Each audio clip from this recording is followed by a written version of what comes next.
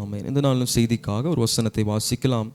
எரேமியா எழுதின தீர்க்கதரிசன புஸ்தகம் 31ஆம் அதிகாரம் அதிலே 2ஆம் வசனத்தை வாசிக்கலாம். பட்டயத்திற்கு தப்பி மீந்த ஜனம் வனாந்திரத்தில் இரக்கம் பெற்றது. இஸ்ரவேலுக்கு இளைப்பாறுதலை கட்டளையிடப் போகிறேன் என்று கர்த்தர் சொல்லுகிறார். அப்படியே கண்களை மூடி ஒரு விஷயம் ஜெபிக்கலாம். நேசிக்கிற நல்ல பிதாவே, இந்த வேலைக்கு நன்றி செலுத்துகிறோம். இந்த வார்த்தைக்காய் ஜெபிக்கிறோம் அப்பா. இந்த வசனத்தின் மூலமாக எங்களோடு கூட பேசுவீராக, ரகசியங்களை வெளிப்படுத்துவீராக. ஆவியானவர் கிரியேசும் இந்த கரங்களை ஒப்புக் கொடுக்கிறோம். இயேசுவின் மூலம் ஜெபிக்கிறோம் நல்ல தூய பிதாவே, ஆமென். ஹல்லேலூயா. பட்டயத்திற்கு தப்பி மீந்த ஜனம் வனாந்திரத்திலே இரக்கம் பெற்றது. இஸ்ரவேலுக்கு இளைப்பாறுதலை கட்டளையிடப் போகிறேன் என்று கர்த்தர் சொல்லுகிறார் என்று இங்கே எரேமியா தீர்க்கதரிசி மூலமாக தேவன் சொல்லுகிறதான காரியங்களை இங்கே வாசிக்க முடியும். கடந்த ஒரு சில வாரமாக நாம் இந்த சம்பவங்களை தியானித்து கொண்டு வருகிறோம். இந்த எரேமியாவின் புஸ்தகத்திலே எழுதப்பட்டதான தீர்க்க தரிசனம் இந்த பாபிலோன் தேசத்திலே இந்த ஜனங்கள் சிறைப்பட்டு போனதான காலங்களை குறித்து நாம் சில காரியங்களை சில வாரங்களாக தியானித்து கொண்டு வருகிறோம். இப்படியாக இந்த ஜனங்கள் 70 வருஷம் அந்த அடிமைத்தனத்திலே இருக்க வேண்டும் என்று சொல்லி அவர்கள் ஒப்புக் கொடுக்கப்பட்டார்கள். கடந்த வாரத்திலும் கூட அந்த காலம் தொடங்குவதற்கு முன்பதாக எரேமியாவுக்கு தேவனால் உண்டான வார்த்தை, ஒரு நுகத்தை உண்டு பண்ணி, ஒரு கயிறை உண்டு பண்ணி அதை உன் கழுத்திலே கட்டிக்கொள்ள வேண்டும். தேவன் அந்த நுகத்தை முறிக்கும் நாள் வரைக்கும் அதிலே கட்டப்பட்டிருக்க வேண்டும் என்று சொல்லி இந்த காரியங்கள் மூலமாக தேவன் பேசினார். இன்றைக்கும் நாம் வாசித்ததான காரியம், அதற்கு பின்பதாக நடக்கிறதான காரியங்களை இங்கே வாசித்தோம். இந்த அடிமைத்தனத்திலிருந்து தேவன் ஜனங்களை திருப்பும் பொழுது இங்கே பட்டயத்திற்கு தப்பி மீந்த ஜனம் என்று சொல்லி எழுதப்பட்டிருக்கிறது. பட்டயத்திற்கு தப்பினதான ஜனம் வனாந்திரத்திலே இரக்கம் பெற்றது. இஸ்ரவேலுக்கு இளைப்பாறுதலை கட்டளையிடப் போகிறேன் என்று கர்த்தர் சொல்லுகிறார். இவ்வளவு நாள் அடிமைத்தனத்தில் இருந்ததான ஜனம், 70 வருஷம் அடிமைத்தனத்தில் இருந்ததான ஜனம், நெருக்கப்பட்டதான ஜனம், இப்பொழுது இந்த முடிவை குறித்து தேவன் சொல்லும் பொழுது இந்த ஜனத்திற்கு நான் இளைப்பாறுதலை கட்டளையிடுவேன் என்று சொல்லி இங்கே தேவன் வாக்கு பண்ணுகிறார். இந்த இளைப்பாறுதலை குறித்து நாம் யாத்திராகமத்திலையும் பார்க்க முடியும். தேவன் சொல்லுகிறதான காரியம், அவன் நமக்கு இளைப்பாறுதலை தருகிறதான தேவனாய் இருக்கிறார். நீங்கள் 33ஆம் அதிகாரம் 14ஆம் வசனத்தை கூட வாசிங்க. யாத்திராகம் 33ஆம் அதிகாரம் 14ஆம் வசனம். அதற்கு அவர், என் சமூகம் உனக்கு முன்பாக செல்லும், நான் உனக்கு இளைப்பாறுதல் தருவேன் என்றார். ஹல்லேலூயா. இந்த ஜன மோசையோடு கூட தேவன் பேசும் பொழுதும் மோசைக்கு அவர் தேவையாக இருந்ததான ஒரு காரியம் இளைப்பாறுதல் தேவையாக இருந்தது. இந்த வனாந்திரத்தின் வழியிலே நடக்கிறதான வேளையிலே ஒரு இளைப்பாறுதல் வேண்டுமா இருந்தது. ஆகையினாலே அந்த இளைப்பாறுதலை தேவன் தருவேன் என்று சொல்லி, இளைப்பாறுதலை தருகிறதான தேவன் என்று சொல்லி இங்கே மோசையோடு கூட பேசுகிறதை வாசிக்க முடியும். நாம் என்னாகும் 10ஆம் அதிகாரம் அதிலே 33ஆம் வசனத்தை கூட வாசிக்கலாம். என்னாகும் 10ஆம் அதிகாரம் அதிலே 33ஆம் வசனம். என்னாகமம் 10ஆம் அதிகாரம் 33. அவர்கள் கர்த்தருடைய பர்வதத்தை விட்டு 3 நாள் பிரயாணம் போனார்கள். 3 நாள் பிரயாணத்திலும் கர்த்தருடைய உடன்படிக்கை பெட்டி அவர்களுக்கு இளைப்பாறும் ஸ்தலத்தை தேடி காட்டும்படிக்கு அவர்கள் முன் சென்றது. இவர்களுடைய பிரயாண நாட்களை குறித்து இங்கே வாசிக்கும் பொழுது பாருங்க, 3 நாள் பிரயாணத்திலும் இந்த உடன்படிக்கை பெட்டியை சுமந்து கொண்டு போறாங்க.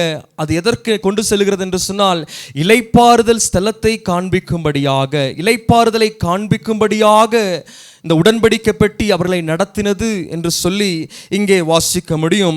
இப்படியாக 70 வருஷம் இந்த ஜனங்கள் வனாந்திரத்திலே, அந்த பாபிலோனிலே அவர்கள் அடிமைத்தனத்திற்குள்ளாய் இருந்தார்கள். 70 வருஷம் நிறைவேறி தீரு மட்டும் அடிமைத்தனத்திலே இருந்தார்கள். அதனுடைய முடிவிலே தேவன் இளைப்பாறுதலை கட்டளையிடப் போகிறேன் என்று சொல்லி இங்கே தீர்க்க தரிசனமாக உரைக்கிறதான காரியங்களை நாம் இங்கே பார்க்க முடியும். இந்த காரியங்களை குறித்து கடந்த வாரத்திலே பார்த்தோம். இந்த 70 வருஷம் 70 ஆண்டுகள் இந்த உலகத்திலே நாம் வாழ்கிறதான இந்த காரியத்தையும், அந்த மீட்பின் நாள் அவருடைய வருகையையும் அதற்கு பின்பதாக நடக்கிறதான காரியங்களை குறிக்கிறதா இருக்கிறது என்று சொல்லி கடந்த வாரத்திலே பார்த்தோம். இந்த 70 வருஷம் பாபிலோன் அடிமைத்தனத்திலே இருந்தது போல இன்றைக்கு நாமும் கூட இந்த உலகத்திலே சிறுமைப்படுத்தப்பட்டவர்களாய் வாழ்ந்து கொண்டிருக்கிறோம். ஆனால் இதனுடைய முடிவை குறித்து தேவன் பேசும் பொழுது ஒரு இளைப்பாறுதலை தரப்போகிறேன் என்று சொல்லி இங்கே தேவன் வாக்கு கொடுக்கிறதை இங்கே வாசிக்க முடியும். மோசேயோடு கூட தேவன் அதை தான் சொன்னார். நான் உனக்கு இளைப்பாறுதலை தருவேன், என் சமூகம் உன்னோடு கூட இருக்கும், நான் உன்னை இளைப்பாறுதலை தருவேன் என்று சொல்லி இந்த 3 நாள் பிரயாணம் படுகிறதான இந்த ஜனங்களும் பாருங்க, உடன்படிக்கை பெட்டி சுமந்து கொண்டு செல்லும் பொழுது இந்த உடன்படிக்கை பெட்டியும் எதற்கு நேராய் அவர்களை கொண்டு செல்கிறது என்று சொன்னால் இளைப்பாறுதலுக்கு நேராய் கொண்டு செல்கிறதா இருக்கிறது. இந்த நாளில் இந்த உலகத்தில் இந்த பயணத்தில் இந்த பிரயாணத்தில் இருக்கிறதான நமக்கும் தேவன் வாக்கு பண்ணுகிறதான காரியம் இளைப்பாறுதலை அடையும்படியாக தேவன் கொண்டு செல்கிறார். அல்லேலூயா. நாம் இளைப்பாறுதலை அடையும்படியாக, அந்த இளைப்பாறுதலுக்குள்ளாக பிரவேசிக்கும்படியாக, அல்லேலூயா, இளைப்பாறுதலை கட்டளையிட போகிறேன் என்று சொல்லி தேவன் வாக்கு பண்ணுகிறதான காரியங்களை இங்கே வாசிக்க முடியும். இந்த உலகத்திலே நாம் படுகிறதான பிரயாசம் எல்லாம் பாருங்க, அதெல்லாம் சஞ்சலமா இருக்கிறது. ஒவ்வொரு நாளும் நம்முடைய சந்தோஷமும் நம்முடைய துக்கமும் எல்லாம் நமக்கு வருத்தத்தை கொடுக்கிறதா இருக்கிறது. பிரசங்கி சொல்லும் பொழுது பாருங்க, இந்த உலகத்தில் இருக்கிறதான எல்லாம் மாயா இருக்கிறது, அதனுடைய பலன் சஞ்சலமா இருக்கிறது. நாம் படுகிறதான பிரயாசங்கள், நாம் படுகிறதான வேதனைகள், நாம் செய்கிறதான வேலை எல்லாமே எதுவா இருக்கிறது என்று சொன்னால் சஞ்சலமா இருக்கிறது. ஆகினாலே இந்த உலகத்திலே மெய்யான இளைப்பாறுதல் எந்த ஒரு மனுஷனுக்கும் கிடைக்கிறது கிடையாது. ஒருவேளை வேலைக்கெல்லாம் சென்று விட்டு நாம் ரெஸ்ட் எடுக்கலாம்னு சொல்லிட்டு படுத்தா கூட பாருங்க, அடுத்த நாளைக்கு என்ன செய்யணும், அடுத்த நாள் என்னுடைய வாழ்க்கை எப்படி இருக்கும், அடுத்த நாள் நான் என்ன பண்ண போறேன்னு சொல்லுகிறதான கலக்கம் தான் ஒரு மனுஷனுக்குள்ளா இருக்குமே தவிர ஒரு நிம்மதியான ஒரு இளைப்பாறுதல் கிடையாது. அல்லேலூயா. நிம்மதியான எந்த ஒரு மனுஷனுக்கு இளைப்பாறுதல் கிடையாது. அநேகர் தன்னுடைய எதிர்காலங்களை குறித்து கலங்குகிறதான சூழ்நிலை இருக்கலாம். அநேகர் நாளைக்கு நடக்க போறதான காரியங்களை குறித்து கலங்குகிறதான காரியமா இருக்கலாம். இந்த உலகத்திலே ஒவ்வொரு மனுஷனுடைய வாழ்க்கையிலும் பாருங்க, ஒருவேளை வெளிப்பிரகாரமாக சந்தோஷமா இருந்தாலும் உள்ளுக்குள்ளாக ஏதோ ஒரு காரியத்திற்காக மனுஷன் ஓடிக்கொண்டே இருக்க வேண்டியதான சூழ்நிலைக்குள்ளாய் ஒவ்வொரு மனுஷன் இருக்கிறான். உள்ளான இருதயத்திலே ஒவ்வொரு நாளும் ஏதோ ஒரு காரியத்திற்காக, ஏதோ ஒரு பிரச்சனைக்குள்ளாக, ஏதோ ஒரு காரியம் தன்னுடைய வாழ்க்கையில் நடக்கும்படியாக, ஒருவேளை வியாதியா இருக்கலாம், ஒருவேளை பணம் பொருளாதார காரியமா இருக்கலாம், ஒருவேளை மற்றவர்களை குறித்ததான கவலையா இருக்கலாம், பிள்ளைகளை குறித்ததான கலக்கமா இருக்கலாம், பெற்றோர்களை குறித்ததான கலக்கமா இருக்கலாம், எதிர்காலத்தை குறித்ததான கலக்கமா இருக்கலாம். எல்லா மனுஷனும் பாருங்க இளைப்பாறுதலே இல்லாம இப்படிப்பட்டதான காரியங்களுக்காக கலங்கி கொண்டிருக்கிறார். அல்லேலூயா. இதனால பிரசங்கம் பண்றதான நானும் இன்னும் அடுத்து வருகிறதான காரியங்கள் எப்படியா இருக்கும் என்று சொல்லி எனக்கும் இளைப்பாறுதல் இல்லாத ஒரு சூழ்நிலைக்குள்ளாய் தான் நானும் காணப்படுகிறேன். அதனால எல்லா மனுஷனும் இளைப்பாறுதலே இல்லாமல் ஓட வேண்டியதான சூழ்நிலைக்குள்ளாக இந்த உலகத்திலே கட்டப்பட்டு இருக்கிறார்கள். ஆனால் தேவன் பாருங்க, இந்த எருசலேமில் மீண்டுமாக இந்த ஜனங்களை கொண்டு வரும்படியாக நான் உங்களுக்கு இளைப்பாறுதலை கட்டளையிட போகிறேன் என்று சொல்லி இந்த 70 வருஷத்தின் முடிவை குறித்ததான காரியங்களை இங்கே பேசுகிறதை வாசிக்க முடியும். இந்த 70 வருஷத்திலே பாருங்க இளைப்பாறுதலை தருவேன் என்று சொல்லுகிறார். ஆனால் அதற்கு முன்பதாக தேவன் சொல்லுகிறதான காரியம் என்னவென்று சொன்னால் பட்டயத்திற்கு தப்பி மீந்ததான ஜனம். அல்லேலூயா. பட்டயத்திற்கு தப்பி மீந்ததான ஜனம். இந்த 70 ஆண்டுகளிலே மீந்ததான ஜனத்திற்கு நான் இளைப்பாறுதலை தருவேன். ஒரு எக்ஸெப்ஷனை தேவன் வைக்கிறார். எல்லா ஜனங்களுக்கும் அல்ல, எல்லாருக்கும் கிடையாது. எல்லா ஜனங்களையும் தேவன் அழைத்தார். எல்லா ஜனங்களும் சிறைப்பட்டு பாபிலோனுக்கு கொண்டு போகப்பட்டார்கள். எல்லா ஜனங்களும் அடிமைத்தனத்தில் இருந்தாங்க. ஆனால் யார் பட்டயத்திற்கு தப்பி மீந்தார்களோ அவர்களுக்கு இளைப்பாறுதலை தருவேன் என்று சொல்லி இங்கே தேவன் சொல்லுகிறதை இங்கே வாசிக்க முடியும். இந்த பட்டயம் என்று சொல்லி அடிக்கடியாக வேதத்திலே வாசிக்கிறோம். அநேக காரியங்கள் பட்டயத்தை குறித்து அநேக காரியங்கள் எழுதப்பட்டிருக்கிறது. அநேக சத்தியங்கள் பட்டயத்தை குறித்து எழுதப்பட்டிருக்கிறது. ஆனால் இங்கே ஒரு பட்டயம் குறிப்பிடப்பட்டிருக்கிறது. இந்த பட்டயத்திற்கு தப்பி மீந்ததான ஜனங்கள் என்று சொல்லி எழுதப்பட்டிருக்கிறது. இந்த தீர்க்கதரிசன காரியங்களை குறித்து பார்க்கும் பொழுது இந்த காரியங்கள் எல்லாம் நாம் இந்த நாளிலே வாழ்ந்து கொண்டிருக்கிறதான, இந்த உலகத்திலே அடிமைப்பட்டு வாழ்ந்து கொண்டிருக்கிறதான இந்த காலங்களை குறிக்கிறதா இருக்கிறது. இந்த இளைப்பாறுதல் என்று சொல்லும் பொழுது வரப்போகிறதான தேவனுடைய ராஜ்யத்தை குறிக்கிறதா இருக்கிறது. அந்த இளைப்பாறுதலுக்குள்ளாக பிரவேசிக்க வேண்டும் என்று சொல்லி விரும்பி கொண்டிருக்கிறோம். ஆனால் அதற்கு முன்பதாக ஒரு காரியம் சொல்லப்பட்டிருக்கிறது. இந்த இளைப்பாறுதலுக்காய் போராடி கொண்டிருக்கிறதான, பிரயாசப்பட்டு கொண்டிருக்கிறதான நாம் ஒவ்வொருவரும் ஒரு காரியத்திலே தப்பிக்கொள்ள வேண்டும். பட்டயத்திற்கு தப்பிக்கொள்வது மிகவும் அவசியமாக இருக்கிறது. அல்லேலூயா. பட்டயத்திற்கு தப்பிக்கொள்ள வேண்டும். முதலாவதாக இந்த பட்டயத்தை குறித்து வேதத்திலே சொல்லும் பொழுது நாம் ஆதியாகமத்தின் புஸ்தகம் அதில் 3ஆம் அதிகாரம் 24ஆம் வசனத்தை வாசிக்கலாம். ஆதியாகமம் 3ஆம் அதிகாரம் 24ஆம் வசனம். அவர் மனுஷனை துரத்திவிட்டு ஜீவ விருட்சத்திற்கு போகும் வழியை காவல் செய்ய ஏதேன் தோட்டத்துக்கு கிழக்கே கேருபீன்களையும் வீசிக்கொண்டிருக்கிற சுடரொளி பட்டயத்தையும் வைத்தார் என்று சொல்லி முதலாவதாக இந்த பட்டயத்தை குறித்து எழுதப்பட்டிருக்கிறதான காரியத்தை நாம் பார்ப்போம் என்று சொன்னால், இந்த பட்டயத்தை தேவன் அங்கே வைத்தார் என்று சொல்லி எழுதப்பட்டிருக்கிறது. தேவன் இந்த ஆதாமுக்கும் ஏவாளுக்கும் அவர்கள் வசிக்கும்படியாக, அவர்கள் இருக்கும்படியாக, அவர்கள் எல்லாவற்றையும் அனுபவிக்கும்படியாக நல்ல ஒரு தோட்டத்தை ஏற்படுத்தினார். அங்கே தேவனோடு கூட சஞ்சரித்து கொண்டிருந்தார்கள். ஆனால் இவர்களுடைய மீறுதலின் நிமித்தம் இப்பொழுது பாருங்க, இவர்களுக்கும் தேவன் உண்டாக்கியதான ஸ்தலத்திற்கும் பாருங்க ஒரு பகையான ஒரு காரியம், ஒரு தடுப்பான காரியமாய் இந்த பட்டயம் வைக்கப்பட்டிருக்கிறது. அல்லேலூயா. இந்த பட்டயம் எதை காண்பிக்கிறது என்று சொன்னால், தேவனுக்கும் மனுஷனுக்கும் இருக்கிறதான பிரிவினையை காண்பிக்கிறதா இருக்கிறது, ஒரு இடைவெளியை காண்பிக்கிறதா இருக்கிறது. ஒவ்வொரு நாளும் ஆதாமும் ஏவாளும் பாருங்க தேவனோடு கூட சஞ்சரித்து கொண்டிருந்தாங்க, தேவனோடு கூட உலாவி கொண்டிருந்தாங்க. ஆனால் ஒரே கீழ்ப்படியாமையினாலே இந்த பட்டயம் அவர்களுக்கு இடையிலே வந்தது என்று சொல்லி இங்கே வாசிக்க முடியும். இந்த ஏதேன் தோட்டம் அவர்களுக்காய் உண்டாக்கப்பட்டது, அவர்களுக்காய் ஸ்தாபிக்கப்பட்டது, அங்கே எல்லாவற்றையும் அவர்களுக்காய் உண்டாக்கினார். ஆனால் கீழ்ப்படியாமையினாலே அந்த ஜீவ விருட்சத்தை அடையாதபடிக்கு இவர்களுக்கு நடுவே பாருங்க இப்பொழுது பட்டயம் குறுக்காக இருக்கிறது. அல்லேலூயா. பட்டயம் குறுக்காக இருக்கிறது, பட்டயம் வைக்கப்பட்டிருக்கிறது. இங்கே நாம் பின்பதாக எரேமியால வாசித்தோம், இந்த பட்டயத்திற்கு தப்பி மீந்ததான ஜனம் இளைப்பாறுதலுக்குள்ளாய் பிரவேசித்தது. இந்த பட்டயத்திற்கு தப்பினதான ஜனம் அது இரக்கம் பெற்றது என்று சொல்லி நாம் எரேமியால வாசித்தோம். ஆகையினாலே ஒரு பட்டயம் மனுஷனுக்கும் தேவனுக்கும் முன்பதாக வைக்கப்பட்டிருக்கிறது. இந்த மனுஷன் இந்த பட்டயத்திற்கு தப்பி தேவனை சேருவதுதான் ஒரு மனுஷனுடைய கடமையாக இருக்கிறது. இந்த ஆதியிலே இந்த ஆதாம் ஏவாளும் பாவம் செய்த பொழுது அவர்களுக்கும் மனுஷனுக்கும் தேவனுக்கு நடுவாக ஒரு பட்டயம் வைக்கப்பட்டது. அந்த பட்டயத்தை தப்பி செல்லுகிறதான அனுபவம் ஒரு மனுஷனுக்கு தேவை என்று சொல்லி தேவன் அந்த நாளிலே பேச விரும்புகிறார். தேவத்திலே ஒவ்வொரு பரிசுத்தவான்களையும் தேவன் பயன்படுத்தும் பொழுது பாருங்க அவர்கள் பட்டயத்தை தாண்டி செல்ல வேண்டியதாக இருந்தது, பட்டயத்தை கடந்து செல்ல வேண்டியதாக இருந்தது. பட்டயத்தை தாண்டி தான் தேவன் ஒவ்வொரு சத்திய பரிசுத்தவான்களையும் தேவன் வேதத்திலே பயன்படுத்தினார். நாம் மோசேயை குறித்து பார்ப்போம் என்று சொன்னால், யாத்திராகமம் 1ஆம் அதிகாரம் அதிலே 16ஆம் வசனத்தை வாசிக்கலாம். யாத்திராகமம் 1ஆம் அதிகாரம் அதிலே 16ஆம் வசனம். யாத்திராகமம் 1ஆம் அதிகாரம் 16ஆம் வசனம். நீங்கள் எபிரேய ஸ்திரீகளுக்கு மருத்துவம் செய்யும் போது அவர்கள் மனையின் மேல் உட்கார்ந்திருக்கையில் பார்த்து, ஆண் பிள்ளையானால் கொன்று போடுங்கள், பெண் பிள்ளையானால் உயிரோடு இருக்கட்டும் என்றார் என்று சொல்லி இந்த காரியங்களை பார்க்கும் பொழுது, இந்த இஸ்ரவேல் ஜனங்கள் இந்த எகிப்தில் 400 வருஷம் அடிமைத்தனத்தில் இருக்கும் பொழுது அவர்களை ரட்சிக்கும் பொழுது பாருங்க, அதை ரட்சிக்கும்படியாக 4ஆம் தலைமுறையில் இவர்களை கொண்டு வருவேன் என்று சொல்லி தேவன் வாக்கு பண்ணி இந்த மோசேயுடைய நாட்கள் வரும் பொழுதும் பாருங்க அங்கேயும் தடையாக என்ன காரியம் இருக்கிறது என்று சொன்னால் பட்டயம் இருக்கிறது. அங்கே பாருங்க இந்த பார்வோன் கட்டளையிடுகிறதான காரியம் என்னவென்று சொன்னால், நீங்கள் எல்லாவரையும் கொன்று போடும்படியாக பார்வோனுடைய பட்டயம் இந்த ஜனங்களுக்கு விரோதமாக எழும்பினது. எந்த ஒரு ஆண் பிள்ளையும் பிறக்கக்கூடாது, பிறக்கிறதான ஆண் பிள்ளை கொன்று போட வேண்டும் என்று சொல்லி அந்த பட்டயம் அதற்காய் நியமிக்கப்பட்டிருந்தது. ரட்சிக்கப்பட வேண்டும், இந்த ஜனங்கள் இந்த அடிமைத்தனத்திலிருந்து விடுதலையாக்கி அவர்கள் தங்களுடைய சுயதேசத்திற்கு செல்ல வேண்டும், அந்த இளைப்பாறுதலுக்குள்ளாய் செல்ல வேண்டும் என்று சொல்லி தேவன் விரும்பினாலும், தேவன் அதற்காக காரியங்களை வாக்கு பண்ணி இருந்தாலும் பாருங்க அதற்கு நடுவாய் ஒரு பட்டயம் இருக்கிறதான காரியங்களை இங்கே வாசிக்க முடியும். இந்த பட்டயம் நியமிக்கப்பட்டிருந்தது. இவர்கள் கொல்லப்படும்படியாக, இவர்கள் இந்த ஆண் பிள்ளைகள் எல்லாம் அழிக்கப்படும்படியாக பட்டயம் நியமிக்கப்பட்டிருந்தது. இந்த பட்டயத்தை தாண்டி அந்த ஜனங்களுக்கு ரட்சிப்பு உண்டாக வேண்டும். அல்லேலூயா. இந்த ரட்சிப்பின் காலத்திலே இளைப்பாறுதலுக்குள்ளாக இந்த ஜனங்கள் போவதற்கு முன்பதாக ஒரு பட்டயம் வைக்கப்பட்டிருந்தது.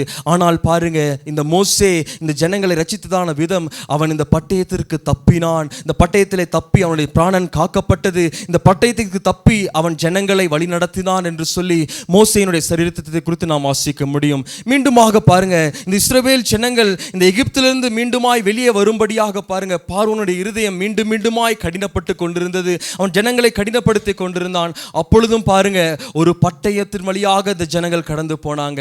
அங்க ஒரு பெரிய சங்காரம் உண்டானது, ஒரு பெரிய சங்காரம் எகிப்திலே உண்டானது. எகிப்தின் பிள்ளைகள் எல்லாம் கொல்லப்பட்டாங்க, எல்லாம் தலைப்பிள்ளைகள் எல்லாம் கொல்லப்பட்டாங்க. இந்த சங்காரத்தின் வழியாய் கடந்து செல்லுதான் இந்த ஜனங்கள் எங்கே அடைகிறாங்க என்று சொன்னால் அந்த எகிப்திலிருந்து விடுதலை ஆக்கப்பட்டார்கள் என்று சொல்லி அங்கே எழுதப்பட்டிருக்கு. அல்லேலூயா. இந்த ஜனங்களும் பாருங்க எகிப்திலிருந்து விடுதலை ஆக்கப்பட்டதான காரணம் என்னவென்று சொன்னால் அந்த சங்காரத்தின் வழியாகத்தான் தான் கடந்து வந்தாங்க. ஹல்லேலூயா. இயேசு கிறிஸ்துவும் கூட இந்த உலகத்திலே நம்மை இரட்சிக்கும்படியாக வந்த பொழுது, நம்மை மீட்கும்படியாக, நம்மை பரலோகத்தில் சேர்க்கப்படும்படியாக வந்த பொழுது பாருங்க, அங்கேயும் அவருக்கு ஒரு பட்டயம் வைக்கப்பட்டிருந்தது. அந்த மரணத்தின் வழியாகத்தான் நம்மை இரட்சிக்க வேண்டும், அந்த மரணத்தை தாண்டி போக வேண்டும் என்று சொல்லி, அதன் வழியாய் கடந்து போக வேண்டும் என்று சொல்லி, அந்த உபத்திரத்தின் பாதை வழியாய் கடந்து போக வேண்டும் என்று சொல்லி, அதற்கும் பாருங்க இந்த மரணம்தான் நம்மை இரட்சிக்கிறதா இருக்கிறது, இந்த பட்டயம் தான் நம்மை இரட்சிக்கிறதா இருக்கிறது. ஆகினாலே இந்த இளைப்பாறுதலுக்குள்ளாய் பிரவேசிக்கிறதான ஒவ்வொரு ஜனங்களும் பிரவேசிக்க வேண்டும் என்று சொல்லி, தன்னுடைய ராஜ்யத்திற்காய் பிரவேசிக்க வேண்டும் என்று சொல்லி ஒவ்வொரு விரும்புகிறதான ஒவ்வொரு ஜனங்களும் இந்த பட்டயத்தை கடந்து போக வேண்டும். ஏனென்று சொன்னால் இந்த மீறுதலினாலே மனுஷனுக்கும் தேவனுக்கும் நடுவாக இந்த பட்டயம் வந்தது என்று சொல்லி நாம் வேதத்திலே வாசித்து அறிந்து கொள்ள முடியும். வேதம் அதைத்தான் சொல்லுகிறது. ஆகையினாலே இந்த ஜனங்களை ரட்சிக்கும் பொழுதும் பாருங்க, தேவன் தெளிவாய் சொல்லுகிறதான காரியம், எல்லா ஜனங்களும் சேர்க்கப்படவில்லை, எல்லா ஜனங்களுக்கு இளைப்பாறுதல் அல்ல. யார் பட்டயத்திற்கு தப்பி வனாந்தரத்தில் இறக்கப்பட்டார்களோ அவர்களுக்கு இளைப்பாறுதலை கட்டளையிட போகிறேன் என்று சொல்லி, பட்டயத்திற்கு தப்பினதான ஜனங்களுக்கு இளைப்பாறுதல் என்று சொல்லி இங்கே சொல்லுகிறார். ஹல்லேலூயா. ஆகினாலே நாம் ஒரு காரியத்தில் உறுதியாக இருக்க வேண்டும். எதற்கு இந்த பட்டயம்? எதற்கு நாம் பட்டயத்திற்கு ஒப்பு கொடுக்கப்படுகிறோம்? ஏன் இந்த பட்டயம் ஒரு மனுஷனுக்கு இதாக வருகிறது என்று சொன்னால், நாம் ஓசியா 11ஆம் அதிகாரம் அதில் 1ஆம் வசனத்திலிருந்து வாசிக்கலாம். ஓசியா 11ஆம் அதிகாரம் 1ஆம் வசனத்திலிருந்து வாசிக்கலாம். இஸ்ரவேல் இறைந்தராய் இருந்தபோது நான் அவரை நேசித்தேன், எகிப்திலிருந்து என்னுடைய குமாரனை வரவழைத்தேன். இஸ்ரவேல் இளைஞனாய் இருந்தபோது நான் அவனை நேசித்தேன், எகிப்திலிருந்து என்னுடைய குமாரனை வரவழைத்தேன் என்று சொல்லி இங்கே தேவன் சொல்லுகிறதான காரியத்தை வாசிக்க முடியும். நம்மை நேசித்ததான தேவனாய் இருக்கிறார். நாம் இளைஞனாய் இருக்கும் பொழுது, நாம் நேசிக்காத நேரத்தில் நம்மை நேசித்ததான தேவனாய் இருக்கிறார். எகிப்திலிருந்து வரவழைத்தேன் என்று சொல்லும் பொழுது தேவன் நமக்கு கொடுத்ததான இரட்சிப்பை காண்பிக்கிறதா இருக்கிறது. நாம் எகிப்தில் அடிமைத்தனத்தில் இருந்தோம், தேவன் நம்மை இரட்சித்தார். ஆனால் அதற்கு பின்பதாக நடக்கிற காரியங்களை வாசிங்கள், தொடர்ந்து வாசிங்கள். அவர்கள் தங்களை அழைக்கிறவர்களின் முகத்துக்கு விலகி போய்விட்டார்கள், பாகாலுகளுக்கு பலியிட்டு விக்கிரகங்களுக்கு தூபம் காட்டினார்கள். நான் எப்ராயிமை கைப்பிடித்து நடக்க பழக்கினேன், ஆனாலும்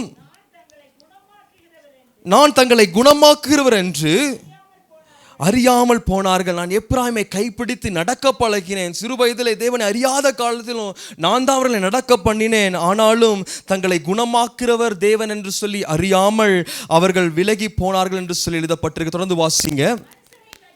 மனுஷரை கட்டி இழுக்கிற அன்பின் கயிறுகளால் நான் அவர்களை இழுத்தேன், அவர்கள் கழுத்துகளின் மேல் இருந்த எடுத்து போடுகிறவரை போல் இருந்து அவர்கள் பட்சம் சாய்ந்து அவர்களுக்கு ஆகாரம் கொடுத்தேன். மனம் திரும்ப மாட்டோம் என்கிறதினால் அவர்கள் எகிப்து தேசத்திற்கு திரும்பி போவதில்லை. அசீரியன் அவருக்கு ராஜா, ஆகையால் அவர்களின் ஆலோசனை நிமித்தம் பட்டயம் அவர்கள் பட்டணங்களுக்குள் பாய்ந்து அவர்கள் தாழ்பால்களை நிர்மூலம் பண்ணி அவர்களை பட்சிக்கும். அல்லேலூயா. பட்டயம் அவர்களுக்குள்ளாய் பாய்ந்து அவர்கள் தாழ்பால்களை நிர்மூலம் பண்ணி அவர்களை பட்சிக்கும். இந்த காரியங்களை தேவன் சொல்லும் பொழுது யாருக்கோ சொல்லவில்லை பாருங்க, யாருக்கோ சொல்லலை. நான் இஸ்ரவேலை நேசித்தேன். நம்மை நேசிக்கிறதான தேவன் சொல்லுகிறதான காரியம், நம்மை அழைத்ததான தேவன் கொண்டு வருகிறதான காரியம், நம்மை ரட்சித்ததான தேவன் சொல்லுகிறதான காரியம், நம்மை குணமாக்கினதான தேவன் சொல்லுகிறதான காரியம், நம்மை நடக்க பழக்கினதான தேவன் சொல்லுகிறதான காரியம். அல்லேலூயா. நம்மை போஷிக்கிறதான தேவன் சொல்லுகிறதான காரியம். ஆனால் அந்த ஜனங்களுடைய காரியத்துக்குள்ளாக பட்டயம் வந்ததற்கான காரணம் என்னவென்று சொன்னால், மனம் திரும்ப மாற்றோம் என்கிறதினாலே அவர்கள் எகிப்து தேசத்திற்கு திரும்ப வேண்டும் என்று சொல்லி விரும்பினாங்க. அல்லேலூயா.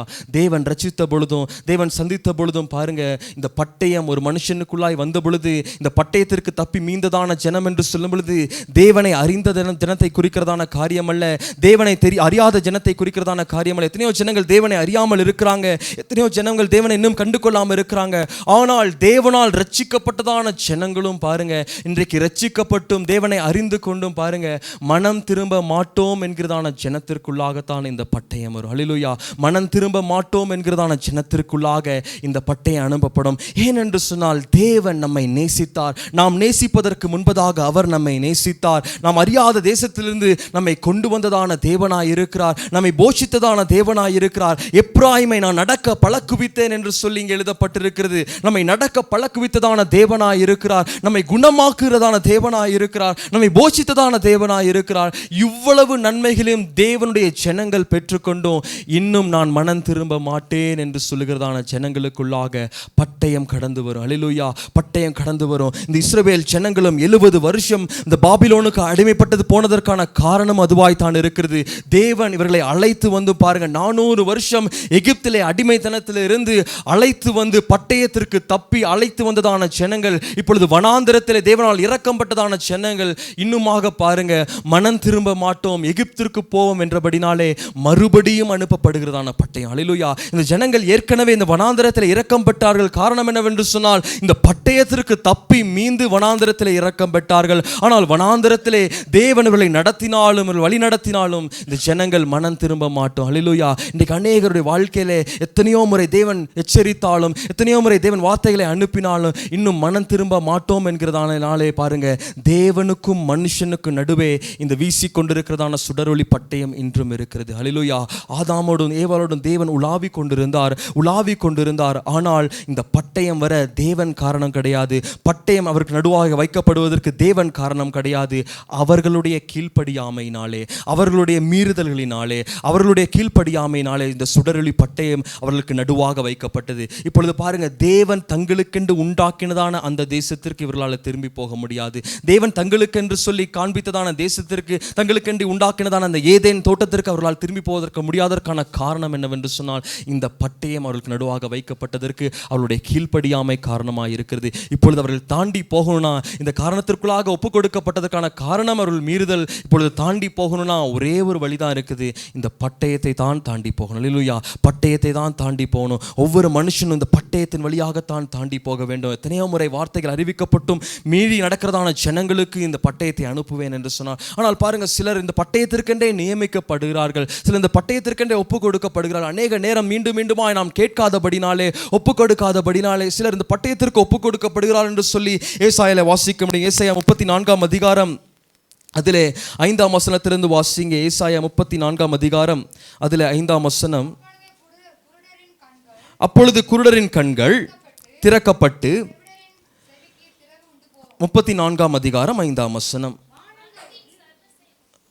வானங்களில் என் பட்டயம் வெறி கொண்டது, இதோ ஏதோமின் மேலும் நான் சங்காரத்திற்கு நியமித்த ஜனத்தின் மேலும் அது நியாயம் செய்ய இறங்கும். இந்த பட்டயம் யாருக்கு இறங்கும் என்று சொன்னால் தேவனை அறியாத ஜனங்கள் அல்ல, தேவனால் தெரிந்து கொண்டு தேவனால் அழைக்கப்பட்டு அவருடைய வார்த்தைக்கு கீழ்ப்படியாமல் இருக்கிறதான ஜனங்கள் அவர்கள் சங்காரத்திற்கு ஒப்புக் கொடுக்கப்படுகிறார்கள். ஹல்லேலூயா.